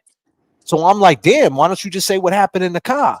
So the point is, we were critical of the case and we added to it, and we got a pop. We got a hit. And you don't even understand more of a hit we got. You don't even understand behind the scenes of the Seasides and Higgins' his girlfriend. Things like that you guys don't know that will be coming out in our documentary, right? Like, you don't get it. So we try to add to it. We didn't try to take to it. And people knocked it. People used to say, all they do is talk about the waterfall. That's all they talk about is the goddamn waterfall. Why don't they talk about something else? Well, it all happened at the waterfall. Right. It's because they have nothing to talk about. I'm sorry. Go ahead. No, that's all right. That's where it all started. I mean, the waterfall. Yeah. They have nothing to talk about except to pick on. First of all, that guy trusted enough to listen to you guys. He calls in. He reveals himself as like a big time self-aggrandizer because, no, you know, I've seen like real heroes and they don't go around calling themselves a decorated dude. I can't stand people who self-aggrandize that. And he looked like a jackass, and he looked like the kind of small man that would say, you know what, I'm going to go bruise up O'Keefe this tall drink of water so that Karen knows that she doesn't have a man who can protect him. And then he probably had like, as you say, big bad Brian Big A. bad like Brian A. acting like Mickey from the Rocky movies, massaging his shoulders as O'Keefe is getting ready to come into the house. So Facts. Something yeah, along the lines. Yeah, And I mean, let me just add to this. So your journalist that you guys all praise, right? He went by. So like I said, that's good. We got Kevin from South Boston, Higgins on the ropes, right? And then one day in the summertime, back in July, when the trial was over, a cat named Tuberculosis and his wifey decided to drive down Sandwich and drive up the street, and there he was outside. Your journalist, the guy for the job, the man for the job. Where's the footage of that? What happened to the footage, James? Oh, I think he fumbled it. I think he got a little scared. But you know who ended up with the footage? Higgins. Higgins ended up with the footage. That shit's wild, man. So you had a chance to put the camera on Higgins, man. And then we even broke that down and made a point of it. If Higgins if Higgins wasn't guilty, Higgins would have stopped that car in the middle of the street. Think about it. He drives by him on the cul-de-sac. Higgins knows that he got to turn around and come back. If Higgins didn't kill John O'Keefe and someone kept accusing him of it, he would have sat in the middle of that street as a cop. Like, how dare you come on my street? And he would have sat there and would have played a game of chicken. Go ahead and run me over. And he would have pulled him out the car and called his boys up. But at that point, he knew he's guilty and that the police ain't going to come and back him up. So that was a big, if he would have had that on film, that would have been great. But he didn't. He fumbled it because he was scared to death. Chuck.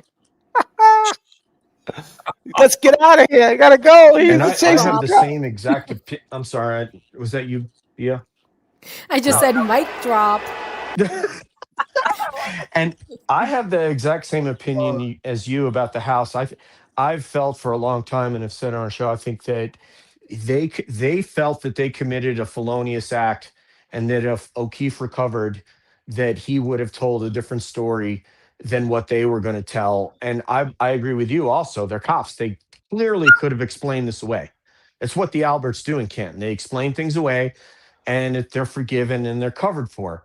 And the fact that they didn't call 911 when they probably bashed him in the head with something speaks volumes that they felt, hey, we can't let this guy recover. He's going to tell somebody something that we assaulted him, essentially. Yeah. Anybody want to comment on that? No, I agree with that. I mean, I don't know why they did what they did. I don't know. Uh-oh. I don't know if it. Maybe I lost you guys. You can't hear us? We can hear you. We can hear you, brother. Okay. Nobody wants to comment on that. Wow. All right. That was a negative. can't mic hear drop. us. Tough crowd here tonight. Please Nah. flip your bartenders and wait staff.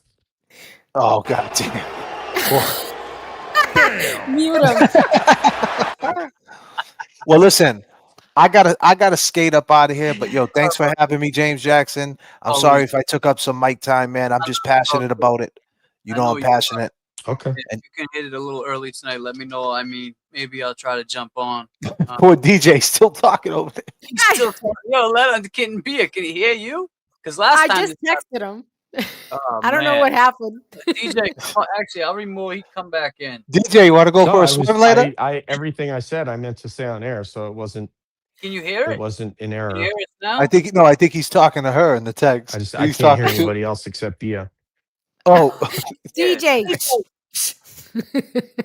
Zip it.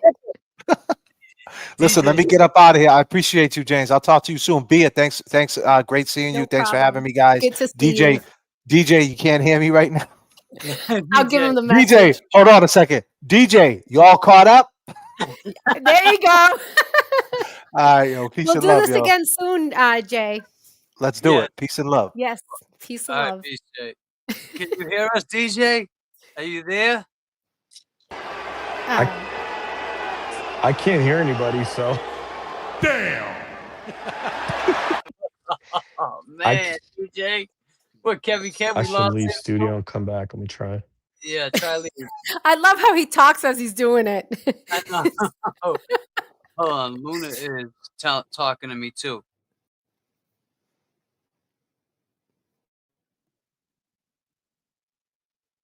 I got something for her. Hold on one second, B. I'm sorry.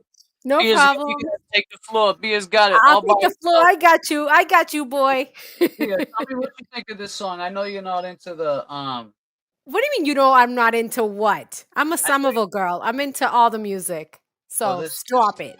Something different. You might not want to hear this, but tell me, this is some our boy Loco sent us this. I like this. Check it out. Yeah. Little Ralphie. Little Ralphie. Little Ralphie. Little Ralphie. Little Ralphie looking for common ground. They lie in your chat and flipped it around. Show your face, do your smile. We gon' find out why you so vile. Turtle using you and controlling you. They abusing you. Damn. You choosing views even though you seen the clues. Rat House hates you. You are in trouble. They love to see you struggle. The turtle flexed on you. You did his dirty work. He don't love you. Little Ralphie hides his face. Why? Is he a sexual predator? That's what I heard. Snitch, keep going. Bitch, for sure. Maybe a fed. The law. Why does he hide? He gets mad when we assume. Yep. You talk like a killer, little Ralphie Ray, but couldn't kill an afternoon with a kite and balloons. You wasn't loose, stare it, pushing brooms. No money on the books. Little Ralphie was cleaning sneakers. Make sure you get the laces nice and white like their faces while you're at it for my blankets. Huh. Damn, he was scared like that. Yup. Cleaning sheets for a little coffee in his cup. He thinks a turtle is the goat on the stream, thinking he is tough. A huckleberry on another man nuts. Damn, you swinging on his nuts. Little Ralphie, stop hanging on willy nuts. That's nasty, but. Skirt! You stutter when you talk. Well, Henry is your puppet master. They pulling your strings. Let's take this walk. I am embarrassed for you. $500 extra a month. Got you cleaning another man's shoestring. Super chat. No money for blunts. Almost died on a live stream. Calling another man a king. Why you naked laying on the turtle couch? He like to watch little Ralphie Ray. Stop sending pictures of your crotch. Turtle boy masturbates to Lindsay, who say she was raped. Damn, Ray, what you gotta say for a super chat and cash app? You sold your soul an extra G a month. You let a turtle shoot his load just to have a show. You went out like a hoe. You nasty. Little Ralphie Ray, show your face. Sooner or later it will all trace back to you in your place. No escape, no common ground. Just your whole existence is a disgrace. Ray from Dallas. Fuck you. We never gonna stop. Let's go. It's Loco BK. Long gamers. We going to Tennessee. Little Ralphie.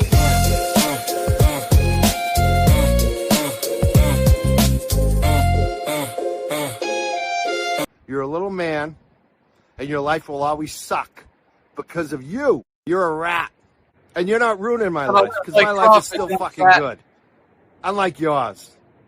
And that's the best revenge. My life is going to be good, and yours is going to continue to suck because you're a piece of shit. You'll turn on your friends. You don't even know what friendship is. You're a rat. I ain't. God damn, Mikey. Yeah, so Loco, he's been watching too, and he'll send us these songs, and it's just they're so on point. He's definitely paying attention. God damn. Test.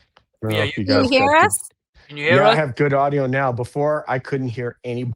And we could hear you just going on and on and on. So I was like, shh. That was funny. I'm okay. Yeah, I couldn't hear. Same link if you want to come up. I sent it to you and JB. Same link if you guys are free. No pressure. But JB, I'm sorry. Who? Jay Brilliant. He's on with Jay. Oh yeah. Cool. They call him Jay Brilliant, but I just call him JB. There you go. But Thank you for the love chat. Yeah, the I love. was holding it down.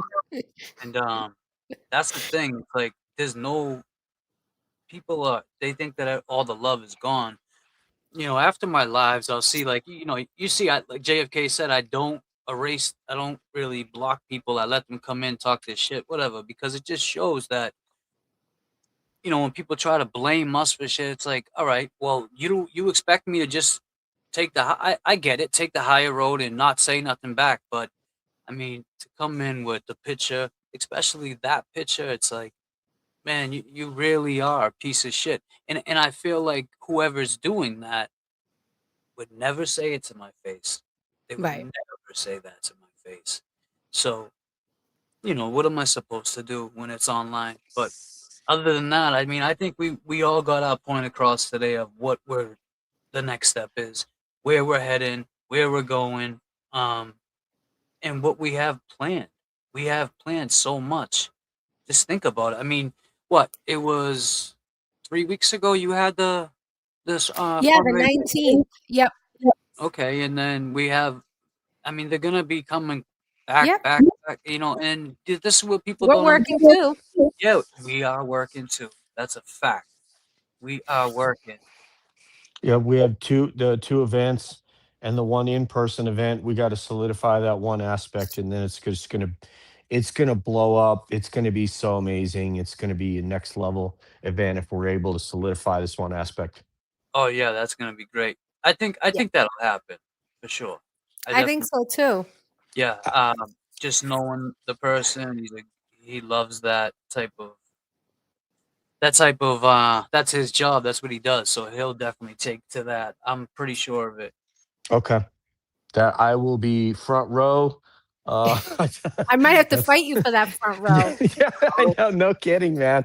I am that's probably like the most exciting thing about it, other than that, we think we're going to be able to raise a lot of money for Karen Reed at that. So yeah, let's well, we'll talk after the show to see if we're Yeah, because definitely. I'm super excited about that. I just want to get to some of these super chats real quick. Yeah. So Sure. these people don't think I missed anybody. Of course, we got Please Pass the Pepper. Hasn't seen. This was when we talking about Yes. Kelsey hasn't seen her baby. Devastating for the baby and her mom. Heartbreaking. Free Kelsey Fitzsimmons. Thank you so much, Pepper. Pepper again. Stella's for the fellas. Martinis for the queenies. I like that one. I like that. Martinis for the queenies. God damn. Hey, new merch.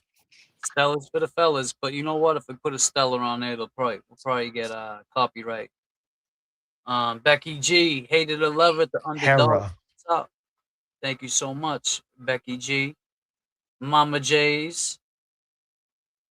Thank you so much, Mama J's. Much love, James. We got your back. Terry Dora, let love to all. Truth will shine. Thank you so much, Terry. Becky G, again, you working too. You know I am. And Karen D, member for 3 months. Karen D, thank you so much for being a member. Oh, you said, is someone being WT? Is someone being, I don't know. Maybe, whatever WT is. And Becky G gifted 5 James Jackson memberships. Thank you so much. And Nurse. Oh, they said wiretapped. Oh, WT. it's you figured it out, CB. That's good. No, the chat helped me. Oh, they said it. All right. Shap. So where was I? Becky G, thank you so much. Nurse of the Internet, thank you so much. You gifted 5 James Jackson memberships. I think this is JFK's. Thank you, Norman Corey. Support, $20 support. Super chat. She's like, come on, Dad, enough. E-Pags, what the helly? Come here, baby. Come here. Come here. I got something. Come here. People want to see you. People want to see you. They want to see you. They want to know what's going on. Hey, little buddy. Can I have a hug? Give me a hug. Love you. Oh, so cute. Love you, okay? Can I just have a couple more minutes? Just a couple more, okay? I love you. I got 5 dogs, so they do the same thing to me. She's my baby. All right, go down. Go sit down. Ooh, don't knock over wires. Yeah, let me help you turn around. Turn around. Every time I see you. Yeah, she's the best. Luna is the best. All right, so we're at E-Pad. DJ, we should have broken out into song with him. We could have had a trio. Turn around. Every time. Who is it? Donnie, not Wahlberg, member for 6 months. Thank you so much, Donnie. And I can't see what that is. Is that a pile of shit? What is it? Hey James, can I just say, when you said "Where's the Love" earlier, I don't know if you know that song by, I think it's Donnie. It's a '70s soul song. Do you know that song? What's the name of it? It's called "Where's the Love." I'll send it to you. I'll send it to you if you don't Where have it. is the love? Mm. Yeah, it's really cool song. I'll send it to you. That's not the 70s, is it? Yes, it is. What's the one I'm talking about? You know, Bia. Where is the love? Who sings that shit? I know someone in the chat's gonna get it. I know. That's like a rap, right? It's a girl. Yeah. Um, Or it could be like a guy too. I don't know. Could be like, but I never. Yeah, DJ. I don't know. Maybe it's a. Somebody said Black Eyed Peas, Yeah, maybe? I think it might be Black Eyed Peas. I'll play Yeah. it. I don't care about getting strikeout. We don't fear that. Nina said Karen Reed lost her boyfriend in a tragedy. She was facing life in prison twice. It's not about the YouTubers. It's about injustice. She might feel guilt because what led to Officer John O'Keefe's death, and doesn't want to make money off of it. And that's a huge thing right there. Like that's what everybody forgets. They just think about the trial. You don't think about the last person that she got to see was, that John got to see was actually, disclaimer, we know who the last people he saw, but just Karen and that being what happened and what took place, that's got to have some effect more than just going to court. I mean, look at my girlfriend, my situation. That bothers me to this day, and I can't imagine, especially really being accused for it and having to go on a fight for your life for it. Like that's something that didn't happen with me because that's not true. But with her, yeah, I can understand. So thank you so much for that. And even her gut was telling her in the middle of the night, that's why she kept calling him, because something felt off. She would have never thought, and that's why her mind, being a woman, went to a different level. I think she had different levels of anger that night. Her mind was going all over the place. There was a reason she didn't just get there and fall asleep. She was calling him like, how could you do this to me? Right. And I've been in that situation where, like, even with my significant other time, and she's been out, and she's out with, whether we all been out with, there were other couples there, there were single people there, there was a guy there that she was allegedly had, had kissed, whatever the case was. So it's like, I can see where she was at, like with all that. I definitely can agree to that. But for sure. With the duck coming through, gifted 5 James Jackson memberships. Thank you, with the duck. Karen D coming through again. Has the motion for Karen's phone been answered by Krupp yet? Conspiracy is bigger charge than the crime itself. I don't think so. No, we would have heard about that. That would be a huge deal. Yeah, that's like the big deal. I think after she gets her phone back and everything like that, I think you'll be hearing a lot more from Karen. Yes, especially once she knows that the Commonwealth isn't going after her. That's what I mean. Like these people just take it, and then for them to say, "Well, it's only even if she does get arrested." Like, what do you mean? Even if she does, like, why is that even a thought in your head? Even if she does, and then to say what you said. And like, just like like it was nothing. And she's on probation right now. But that's dog whistle, false flag. So when someone's trying to create a narrative, like in the news, they call that spin. So they're trying to spin, well, she hasn't been arrested. And even if she is, it's not a big, and it's like, dude, do you think you're talking to like a bunch of dummies here? A bunch of people who just like are either mentally incapacitated, just fell off the back of a turnip truck, don't know the law. We all know this is a serious deal. So when you telling us that makes us think that you think we're stupid. What do you think? We're a bunch of banners and we fell off the back of a truck? No, we're not. Like we know what you're trying to do. You are trying to convince an audience that Karen Reed is not imperiled, and she is. And to the degree that even, let's say that Judge Krupp says, you know what, there's not enough, I'm not going to mandate that you get access to her phone. Let's just say he rules in her favor. then we still have zero accountability for what happened. And that civil trial, the one that's going to be the most difficult, the most lengthy, the one that's in federal court, and I don't even know when that would take place. It could be 24 months from now. That's Right. the only way that we're going to get answers from these people. And that's why they're so rattled. That's why they're on Twitter Spaces. That's why they were dumb enough to make a YouTube channel. That's why they started a fundraiser and probably put $75,000 of their own money in it. Yeah, and it's back to, you know, they always compare the money, right? And I think it was actually, I don't want to put his, well, I think he said it. But anyway, there's so many of them, right? There's Chris Albert, Brian Albert, Higgins. Five people. There's 5. Okay. So you got all them people, and they got what, 70, 100,000. You got Karen. 100. Okay, so Karen's at what now? She's. I checked this morning. She's close to 33.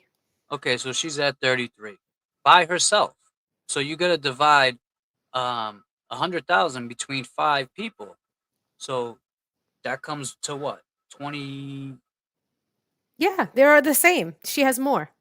Yeah. So it's like when you do the math and you do like logistic, like reality of this case of what's going on, the money and who's raised more, it's not even a question. There's 5, so they all got to split that, and that's not going to last long. But like you said, DJ, this is where we're going to get answers. This is where, you know, things are going to be said.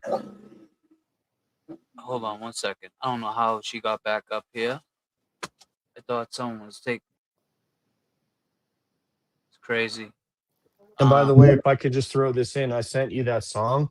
This is going way back, but it's Roberta Flack and Donny Hathaway with "Where's the Love." Where'd you send it to me? Oh. I sent it to your text message. It's a beautiful, beautiful I know song. which It'll one give you're you, talking about. Where if you is like, the if you like, love? yeah. Yeah. I can't even. I'm not even going to try to sing it because that's one you just don't try it because you're not going to. Well, I hit tried. the. Well, I'm not going to try it. I don't mean you, but it's a beautiful song. If you like 70s soul, James, it'll give you chills. That's how beautiful this song is. Sorry, I was muted. I got this song that actually, it's a I'm sorry, Becky. I'll get back to those in 1 second. You can't put a price on loyalty, and that's the truth. You can't. There's no price on loyalty. Yeah, these guys are taking all these songs and making them like 1950s. I think it was this one. Let me see if I can play it.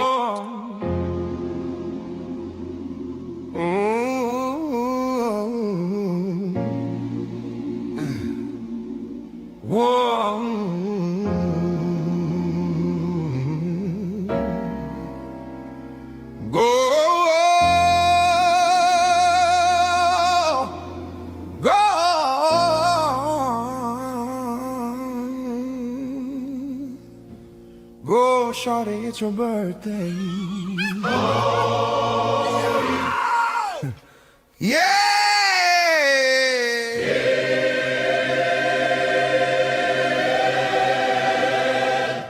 You can find me in a club, bottle full of bub. Look, mommy got the X if you're into taking drugs. I'm into having sex, I ain't into making love. So come give me a hug if you're into getting rough.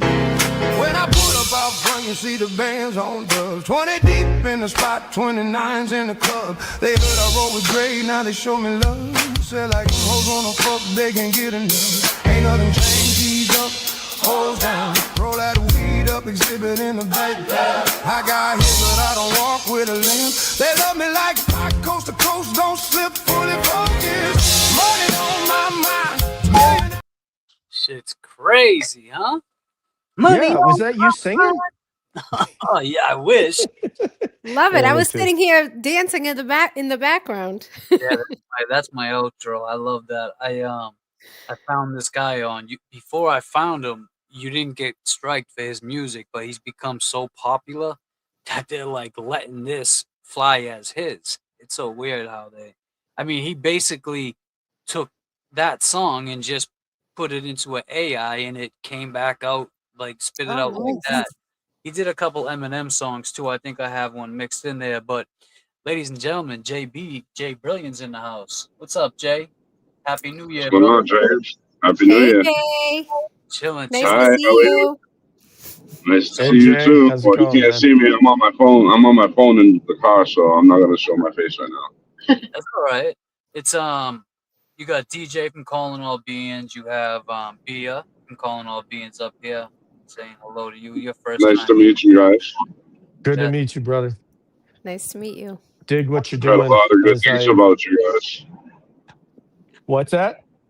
I said I heard a lot of good things, and I see a lot of good things you guys are doing. Thank you. Oh, No, wow. thank Thank you, you. man. We just found out about your work on the Francis case, which I was not aware of. I just thought you were just a friend of these guys, and I didn't know that you were out there pounding the pavement. So thank you for that. Yeah. I didn't even know him, to be honest. Yeah, that's how we met. That's how we met, Jay. He Yep.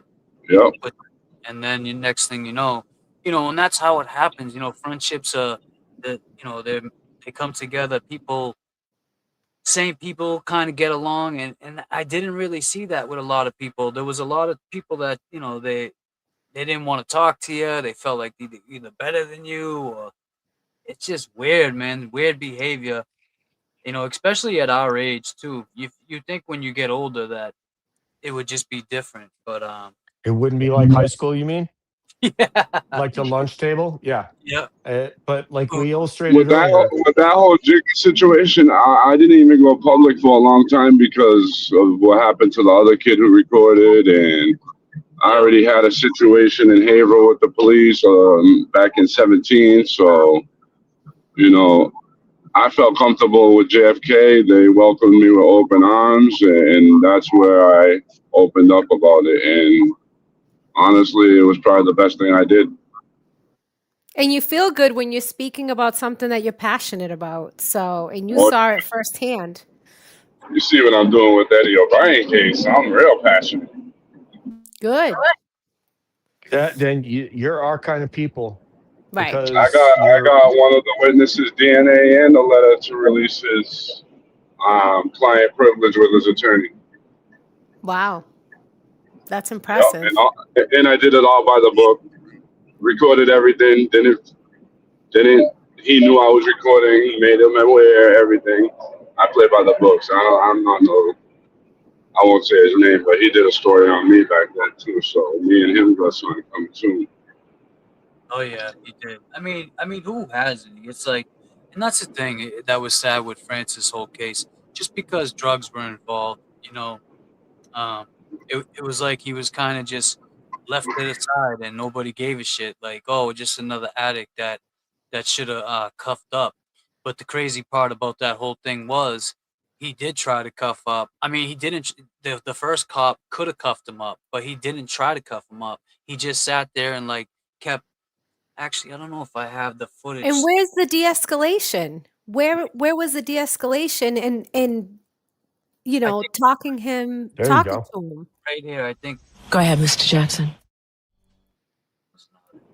They could have cuffed him 5 times before they took him down. Yeah, they had so many opportunities. I think it might be on this Watching one. my nephew beg for help. Top stories. An investigation is underway after a man died while in a struggle That's my video. with Haverhill police. With Haverhill police. A mother, a family member should never have to go through this. Are we gonna fight? Easy with that boy. You heard? 7 police officers holding one and watching my nephew beg for help. And then listening to his last cry. This is a baby that I held in my hands.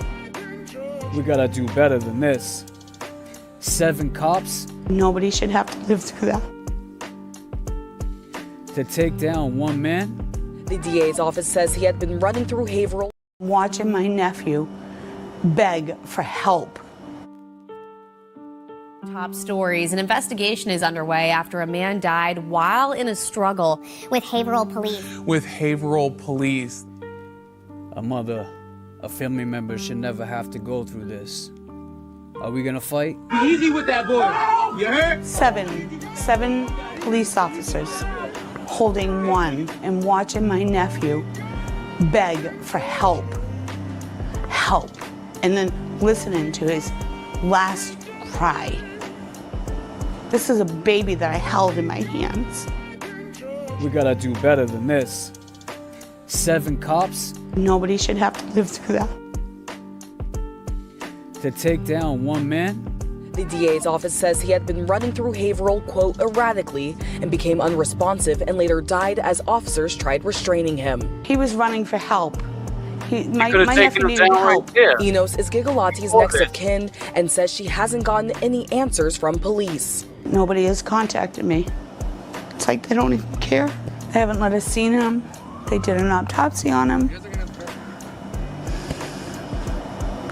And we still don't have no information. Still no information. Does this sound familiar? I watched a video of a man begging for help. To whom? Not the police. Has been identified by his family as 43-year-old Francis Gigliotti. Just wanted to help everybody. And I want people to know that side of him. That, you know, he was a good kid. Who else? But he had family that totally loved him. Man, if we don't stand up and fight for this family. And this isn't fair. Goddamn. What can we do? We did it for Karen Reed.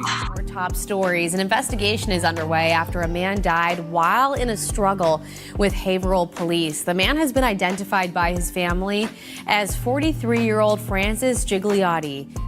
We did it for Karen Reed. We can do it for Francis.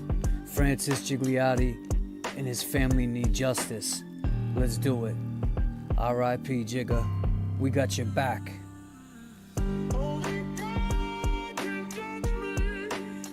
These cops need to learn mental health is a severe illness. It doesn't take 7 officers to jump on one man. And his last words are, I can't breathe. I can't breathe. Please, I can't breathe. Go ahead, Mr. Jackson. We need to do better. Justice for Francis Gigliotti.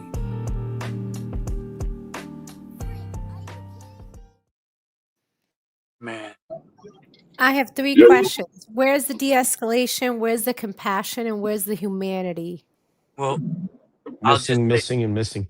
Yeah, so what it escalated so fast, like, so when he first, we had played this video over and over, and I'm surprised I don't have these videos, but you know how they fill up and you got to take some out.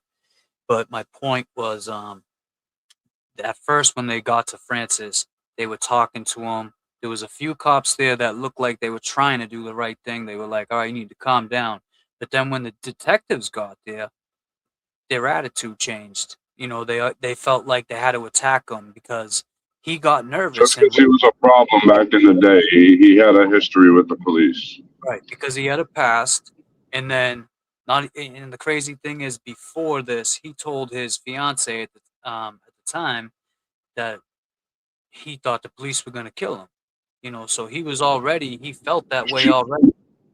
James. Yes. When I talked to Michelle, she told me he had a dream a few nights before that the police were going to kill him.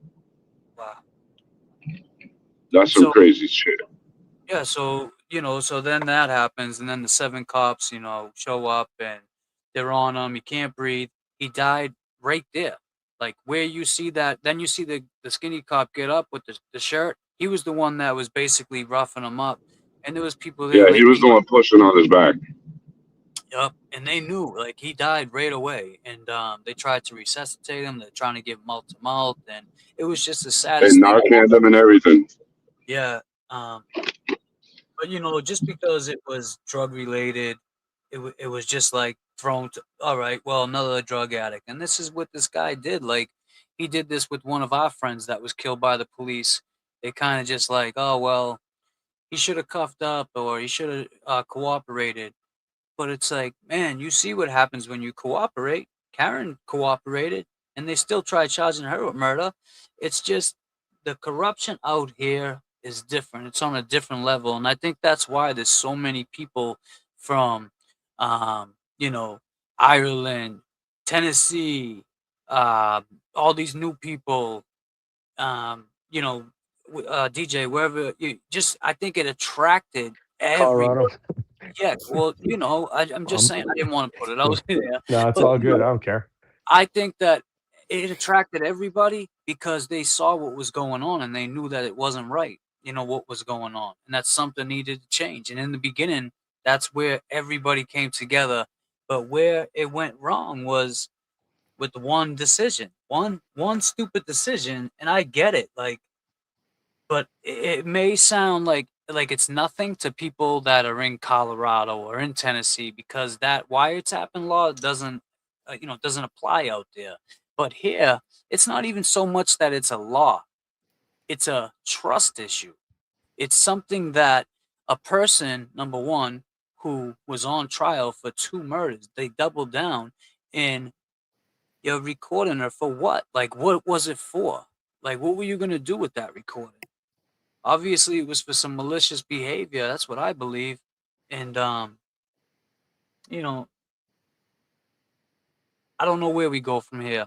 But these accounts that come in here and try to throw me off, because that's what they know. They heard me say this the other day, you know, and actually, I'm not even going to say it again, but they heard me say something that bothered me, threw me off my game. I go, you guys see me going, you haven't seen me go live this much. I've been going live, but you don't think it affects me when I see all this shit?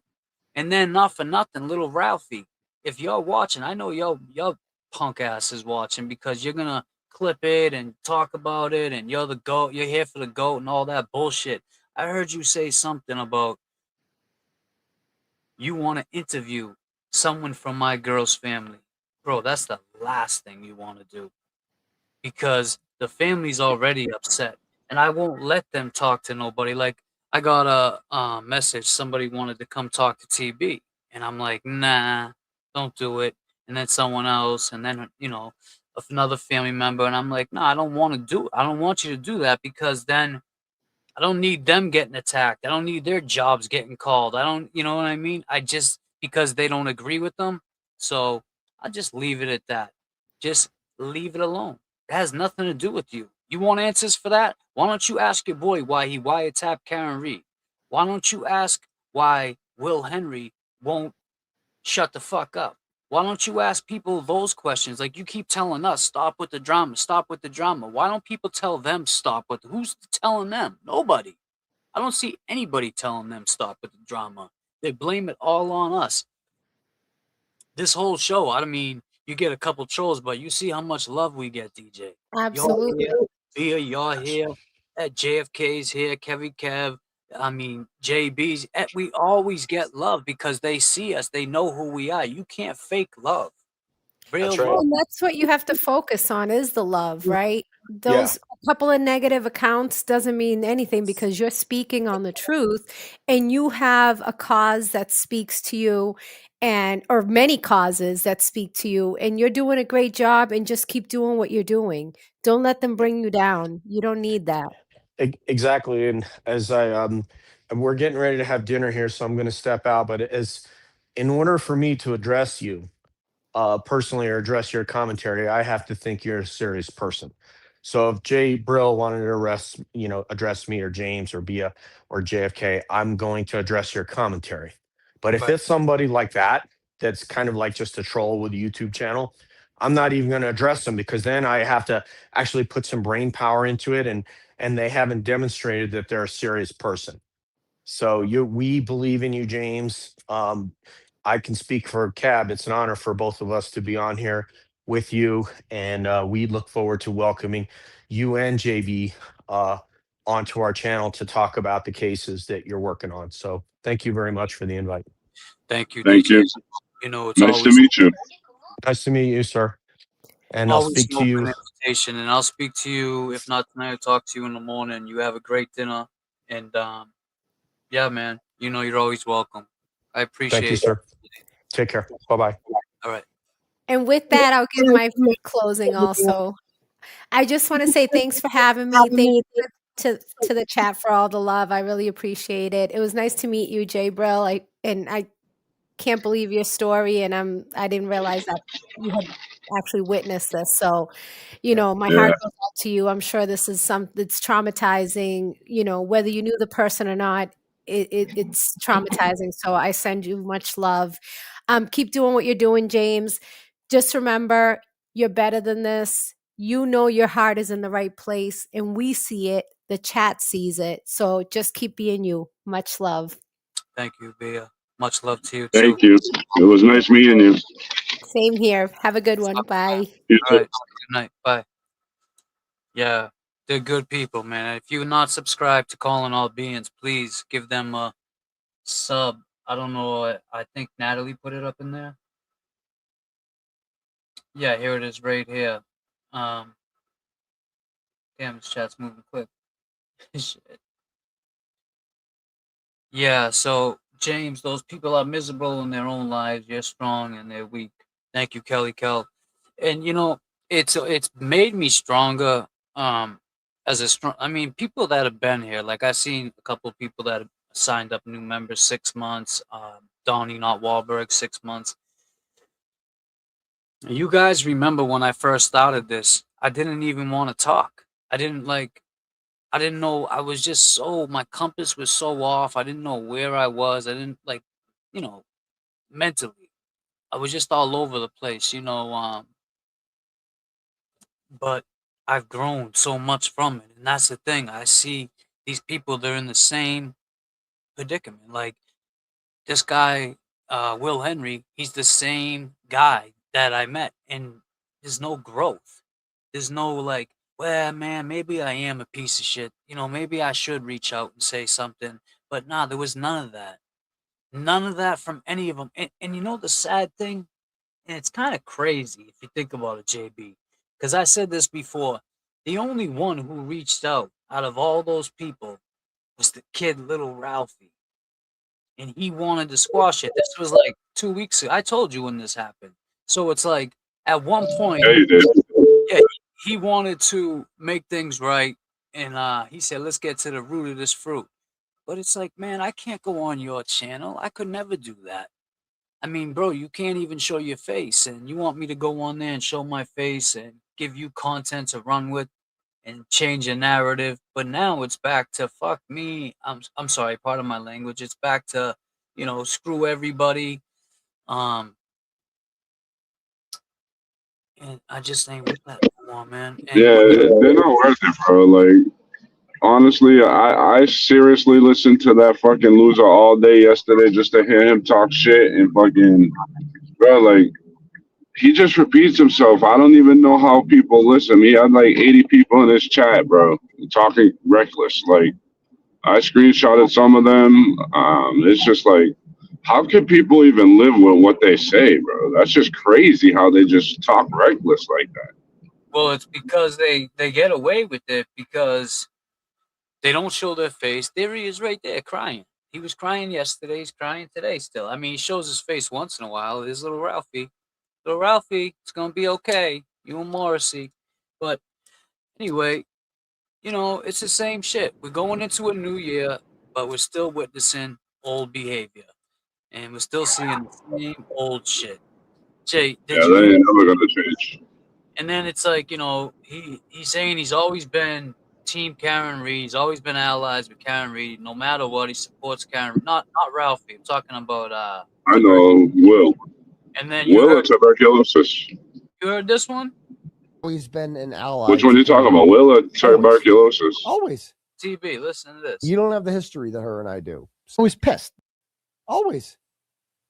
You don't have the history that her and I do. So he's pissed that I wasn't getting invited into court. And I'm like, this is fucked up. I'm saying, you know what I mean? I'm like, what the fuck? I've done a lot. I go, if I wanted to, I could just make up some shit. I could just go and tell Tully if I wanted to. Of course I wouldn't. I could just go and tell Tully that Karen Reed put me up to all this, But if the Commonwealth came to me and offered, like, you'll never go to jail, but you have to do this in return, right? I would consider whatever they offered. I would have to at this point. Fuck you if you don't like it. Fuck you if that thinks I'm a sellout. I don't go fuck what you have to say. What do you think of that? Wow. Bro, I'm mind blown right now. I heard that shit earlier. Like I was getting ready when I was going to do what I had to do, and I was listening to it when JFK first came on. I was like, "Are you serious? He's a fucking scumbag. He's a straight scumbag."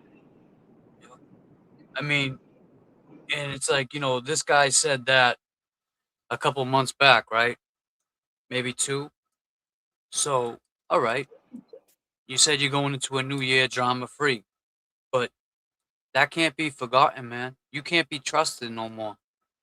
Those days are over. We can't trust you. We can't tell you to hold something. After hearing that, it makes you think like, did he say something to them because now he wants no drama? Is that part of the deal? I don't know, man. To be. I mean, it's gonna be something we see. I mean, it's gonna be something that's gonna happen that will be in the public, and then when it does happen, how you gonna feel then? I mean, he's so afraid to go back to jail. I mean, you saw him on the ground crying. Yeah, I seen that. Like, that 60 days in PC must have been tough, but I don't know. I never been to PC, so maybe it was. I'm not downing it, TB. I'm just saying. PC, TB, whatever. They give you a tuberculosis shot. They give you a TB shot as soon as you get there. Did you tell them your name is TB? And they called you tuberculosis. So my point is it really worth selling out Karen Reed, the woman? If that was the case, like, you're going to go make some shit up, you said? You're going to make something up. This is wild. I got to hear this one more time because I just can't believe. I've always been an ally to Karen Reed. Always. Always. You don't have the history that her and I do. So I was pissed that I wasn't getting invited into court. And I'm like, this is fucked up. I'm saying, you know what I mean? I'm like, what the fuck? He's talking about Will was pissed, right? I go, if I wanted to, I could just make up some shit. I could just. What? He's talking about Will was pissed, right? That he's going to get to court. No, he's talking about himself. This is TB talking about himself, saying that. Oh, I thought he said he was pissed that he couldn't get in. Yeah, he couldn't. They wouldn't let him in the first trial. Oh, damn. Watch. Ally to Karen Reed. Always. Always. You don't have the history that her and I do. So I was pissed that I wasn't getting invited into court. And I'm like, this is fucked up. I'm saying, you know what I mean? I'm like, what the fuck? I've done a lot. I go, if I wanted to, I could just make up some shit. I could just go and tell Tully if I wanted to. Of course, I wouldn't. I could just go and tell Tully that Karen Reed put me up to all this, But if the Commonwealth came to me and offered, like, you'll never go to jail, but you have to do this in return, right? I would consider whatever they offered. I would have to at this point. Fuck you if you don't like it. Fuck you if that thinks I'm a sellout. I don't go fuck what you have to say.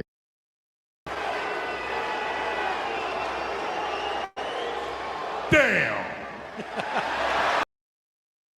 God damn, TV. Well, you don't give a fuck what we have to say, and we don't give a fuck about you. So with that being said, I thank everybody that rocked out with us today. We had a hell of a crowd up here tonight on the layover. Yeah, you did a great show, bro. Thank you, man. I appreciate it. We're almost 4 hours in. So if you're not subscribed, you want to subscribe, that's up to you. I appreciate everybody who has subscribed. I appreciate people that drop super chats. Actually, I'm sorry. Let me finish that before I forget. I was at Becky G. We need to ask them. We need to ask themselves. Oh, what they need to ask themselves is, if you met your maker today, could you defend your actions? And you can't defend this level of vile. No, they can't. And that's the thing. Goddamn, Norman Corey came through with a. The division started after Howie Carr. When Karen popped up, TB started whining a bit in his chat, started saying Karen was ungrateful. And he let them. That's 100% true. Because he was laying down the groundwork. That's Norman Corey. I couldn't have said it any better. He did. He let it. He curated that chat to go against her. And that's that. So let's see. Eddie O'Brien came in, dropped a $5 super chat. Thank you, Mr. O'Brien. Hope you're doing well. Happy New Year. Welcome my soul. Bring Eddie O'Brien home. Yes, let's go. I think that was on. It's all right. JFK and I the same. The Kim P. Ignore the Provo.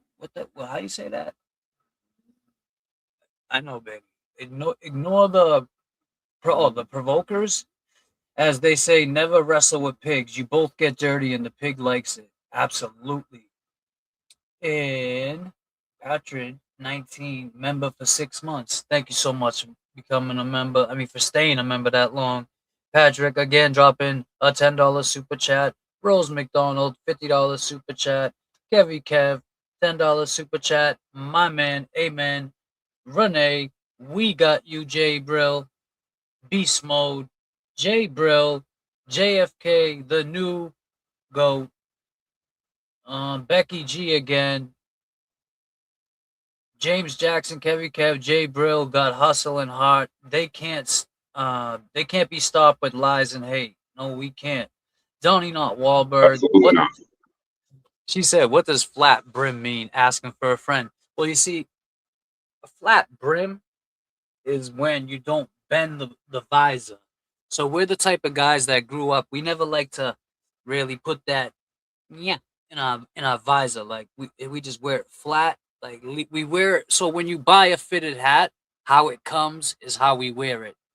And if it's white, you leave the sticker underneath and the sticker on the top on the visor. So you take it off like this, so you don't get the white visor dirty. Now I just gave you guys a gem. That's what it's all about. But they try to make it they even turn that into a racist thing. They try to. They just got racist. Yeah, that's great. They shine right through them. What's that? ASAP. Oh, yeah. As Sparky is a new member. Thank you, As Sparky with the duck. The moral compass is strong with you and all. That's the difference. We are here for it. Thank you with the duck. Are you talking bad about them or did they do something bad? Are you talking about it? E-Pags? What the hell are you talking about? I don't know. I'm just fucking with you. Are you talking bad about them? Question mark. Or did they do something bad? And you're talking about it. Thank you so much, E-Pags. Please pass the pepper. I'm getting aggravated. Who hurts a dog? Free clubber? I don't know. What the duck came through again said, I said in Mike's live today, we all come together. We fight for truth, transparency. That means from everybody. Instead, we get met with lies, manipulation, gaslighting, and people are allowed to feel how they feel about it. That's true. Thank you with the duck. Michigan girl. Became a new member. Thank you so much, Michigan girl. Welcome. Oh shit, I can't see this unless it. Best crew ever. Happy New Year. Thank you so much, Terry Dior. What's that? Doria? Thank you, Terry. I'll just call you Terry. With the duck again. Oh, did I just hear in person? Oh, did I just hear in person? Hear what? Dennis Sweeney, justice for Boston police officer John O'Keefe. Thank you so much, Dennis. Absolutely. Take Princess Luna for her rabbit hunting. I know she's really getting restless. I mean, we've been going strong. Long game has got you, James. Free Kelsey, thank you so much. Saying free Kelsey is easy. We don't know her whole story. Nobody would question the TRO if it was a man. It's right that she's out of jail, but I wait for the trial. All right, that's fair enough. It's fair enough. With the duck coming through, I have already told you you are loved and appreciated more than you know. Fuck the noise. Keep wearing your heart on your sleeve because we see you. Thank you so much, With the Duck. I see you too. Blue Light Special on TV Soul. Thank you so much, Becky G. You guys are all the best, for real. We got the best chat. JB, you want to say anything in closing? Nah, I'm not good at all that. You know that. You guys have a good night. Thank you for letting me be on your show for a few. And, I'll be up there tonight. All right. I'll see you guys tonight. Enjoy your day. You going on later, James? I don't know. It depends, but I got to see. I'm going to take her out. I'm going to eat something. We'll see. It depends on what time he goes. If it's real late, then we'll see about that. But maybe. Yeah, I hope I get more than 2 hours tonight. Yeah, exactly. But if not, I'll talk to you. But if not, I'll see you there tonight. All right, brother. Be safe. All right, player. Peace. Luna. It's just me and you. Kevy Kev's here. What up, Kevy Kev? I'm about to close out shop. Nice, man. My Baby, bad. I lost you earlier for a little bit. I was on the run. Yeah. All right. She's crying, man. I gotta take her out. I don't wanna. She's been waiting patiently, but now she's starting to cry. So I'm gonna take her for a walk. But you want to say anything, Kevy, real quick to the people? Man. I just want to thank everybody that's here tonight. Rocking with James and time will prevail. Justice. That's right. And That's right. there's these speed bumps and all these crazy paths that we're looking down, and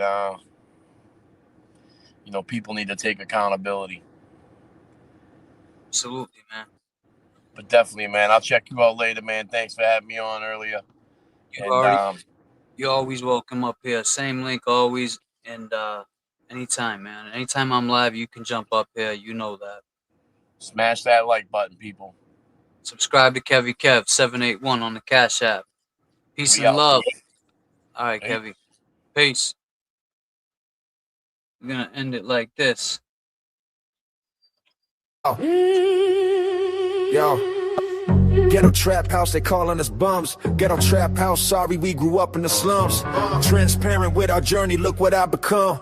We are the long gamers, we are not dumb. Grown man scared to show their face, screaming and yelling. Heard you was a rat, that was always telling. Snitch house media, them fools are jealous. If you are a chat rat, long gamers is the repellent. Show your face, Ralph, what's name player? Heard you was a sex offender, let's peel back the layers. You was in loose, there ain't no one with J pay you. In the North Tower, labeled a faker, I know you can't take it. Valerie called you a bitch, you ain't crazy. You really hate women your whole life, you were lazy. Chasing cash apps, your whole life is shady. They called you ugly, you really hate the ladies. They ran you out of Atlanta, you can't go back. Thought you were an animal on a beach, Riverdale. Thought you were whack, now you hiding in Dallas, eating honey buns, getting fat. Heard you almost died on your live of a heart attack. Let's take this walk, but you need a doctor's note. This is real life, not a soap opera, bro. You don't wanna fight and you're afraid of soap. Go take a shower, talk to your sponsor, yo. You're a rat, so it makes sense how you love a turtle. Name drop his name so much, a real widow. JFK was left, made your show before that you were a zero. Say thank you, JFK is your hero. Show your face, Ralph from Dallas, or should I say Ray? A fuck about Karen Reed. I don't want nothing to do with her. You think I want anything to do with fucking Karen Reed? I don't give a fuck about Karen Reed. He's butthurt. Why they keep talking about us? Let's break it all down, the circle of trust. Imagine trying to hurt someone, be so reckless, watching every move relentless. Why you so obsessed? You didn't get the message. JFK is underrated. He asks like really good questions about shit I never thought of. Why you so upset? Said you didn't get the message. She was done with you. She found an exit. She ignored you. She didn't want to talk to you. Yes, that angered you. All your problems she became responsible for. In your mental state, you thought that wasn't possible. You keep popping more pills. You mistake being violence comical. Smile for the camera. Real ones don't honor you. Did the girls call you ugly when you were growing up? Sheesh.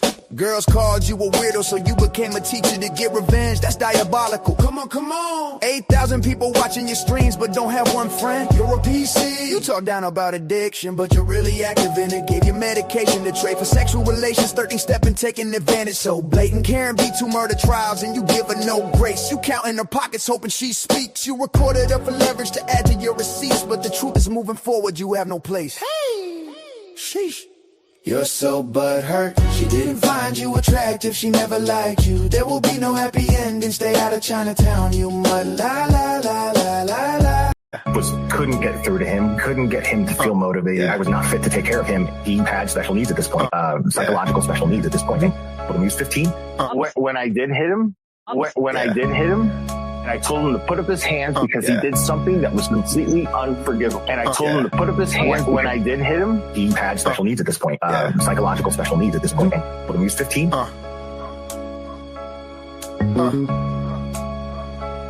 It's loco. Pay attention. I can see it in your eyes. Willie, you're losing weight. Wearing Boston hats, choosing hate. Let's talk about you moving state to state. Caught a case in Jersey, a high-speed chase. Moved to Marietta, where the weather was better. Out in Cobb County, that's when you first met her. Got a job at Domino's, just trying to do better. When you did her dirty, that really upset her. She was beautiful. Her name is Leslie. She no different than your Boston girl, ST. You are a womanizer, that shit don't impress me. All for yourself, it's like your soul is empty. Her name is Leslie. Do remember, come on, her name is STD. Well, remember, yes. How soon we forget what a glare. Listen up, let's go. Made a channel panel of missing kids. Then the community he was in found out he was hitting his. I am not lying, he even admitted the shit. His 15-year-old son, he beat the shit out that kid. Damn. At Karen's trial, taking selfies like it was a joke. Asked for special treatment because your leg was broke. Karen did you a solid, put you in the front row. You called her a pussy, she didn't want to take selfies no more. Wow. With a glare of you, not an OG. You're an NG. Build that ass, Leslie and SG. Oh, rarely leave them kids alone. Keep your hands to yourself. You punk bitch, you dead wrong. You talk shit about Crawford, call him Allwood, but on a one-on-one fight, he will beat the dog shit out your brittle ass, and you won't be able to stop it. Scrape your ass up in the streets of Boston. Awesome. How will the glare Turtle Boy gonna write a blog on you? He gonna turn on you, turn his mob on you. Are you stupid? You are a clown for real. Turtle Wild tap Karen and she called you, asked for your help. You had a chance to do better, something for yourself, but you chose to lie and grift on short-term wealth. Hop on a plane and hide in the South. On your live stream straight, yelling at Karen, saying she ungrateful, even talks about her parents. Saying you raise money, she should be embarrassed. If Aiden is a turtle, then Will is a parrot. Fuck out it. Oh, Willie Henry, leave them kids alone. Take off that Boston beat. You're a sucker and you know that's true. Everyone put their ones up. We in the zone. Let me get this straight. You broadcast from Knoxville. You are the drama channel and you're not real. Maybe you should get a job at D&E where the cops plill. Aiden using you as a witness, plus you both pop pills. Maybe catch you in Tennessee, walking that 2 miles to Planet Fitness. Woo! Pull up and we can handle business. But as the chat is my witness, if you're from Tennessee and little Ralphie is from Dallas, who is really the grifters? Well, the glare of you a scab. You scummy, you dirty. You skeevy. Your Nettie knows Alan Jackson knows. Nobody picking you up at Logan International. Everyone knows you're a liar. Karen beat 2 murder cases and you fucking with her mental health.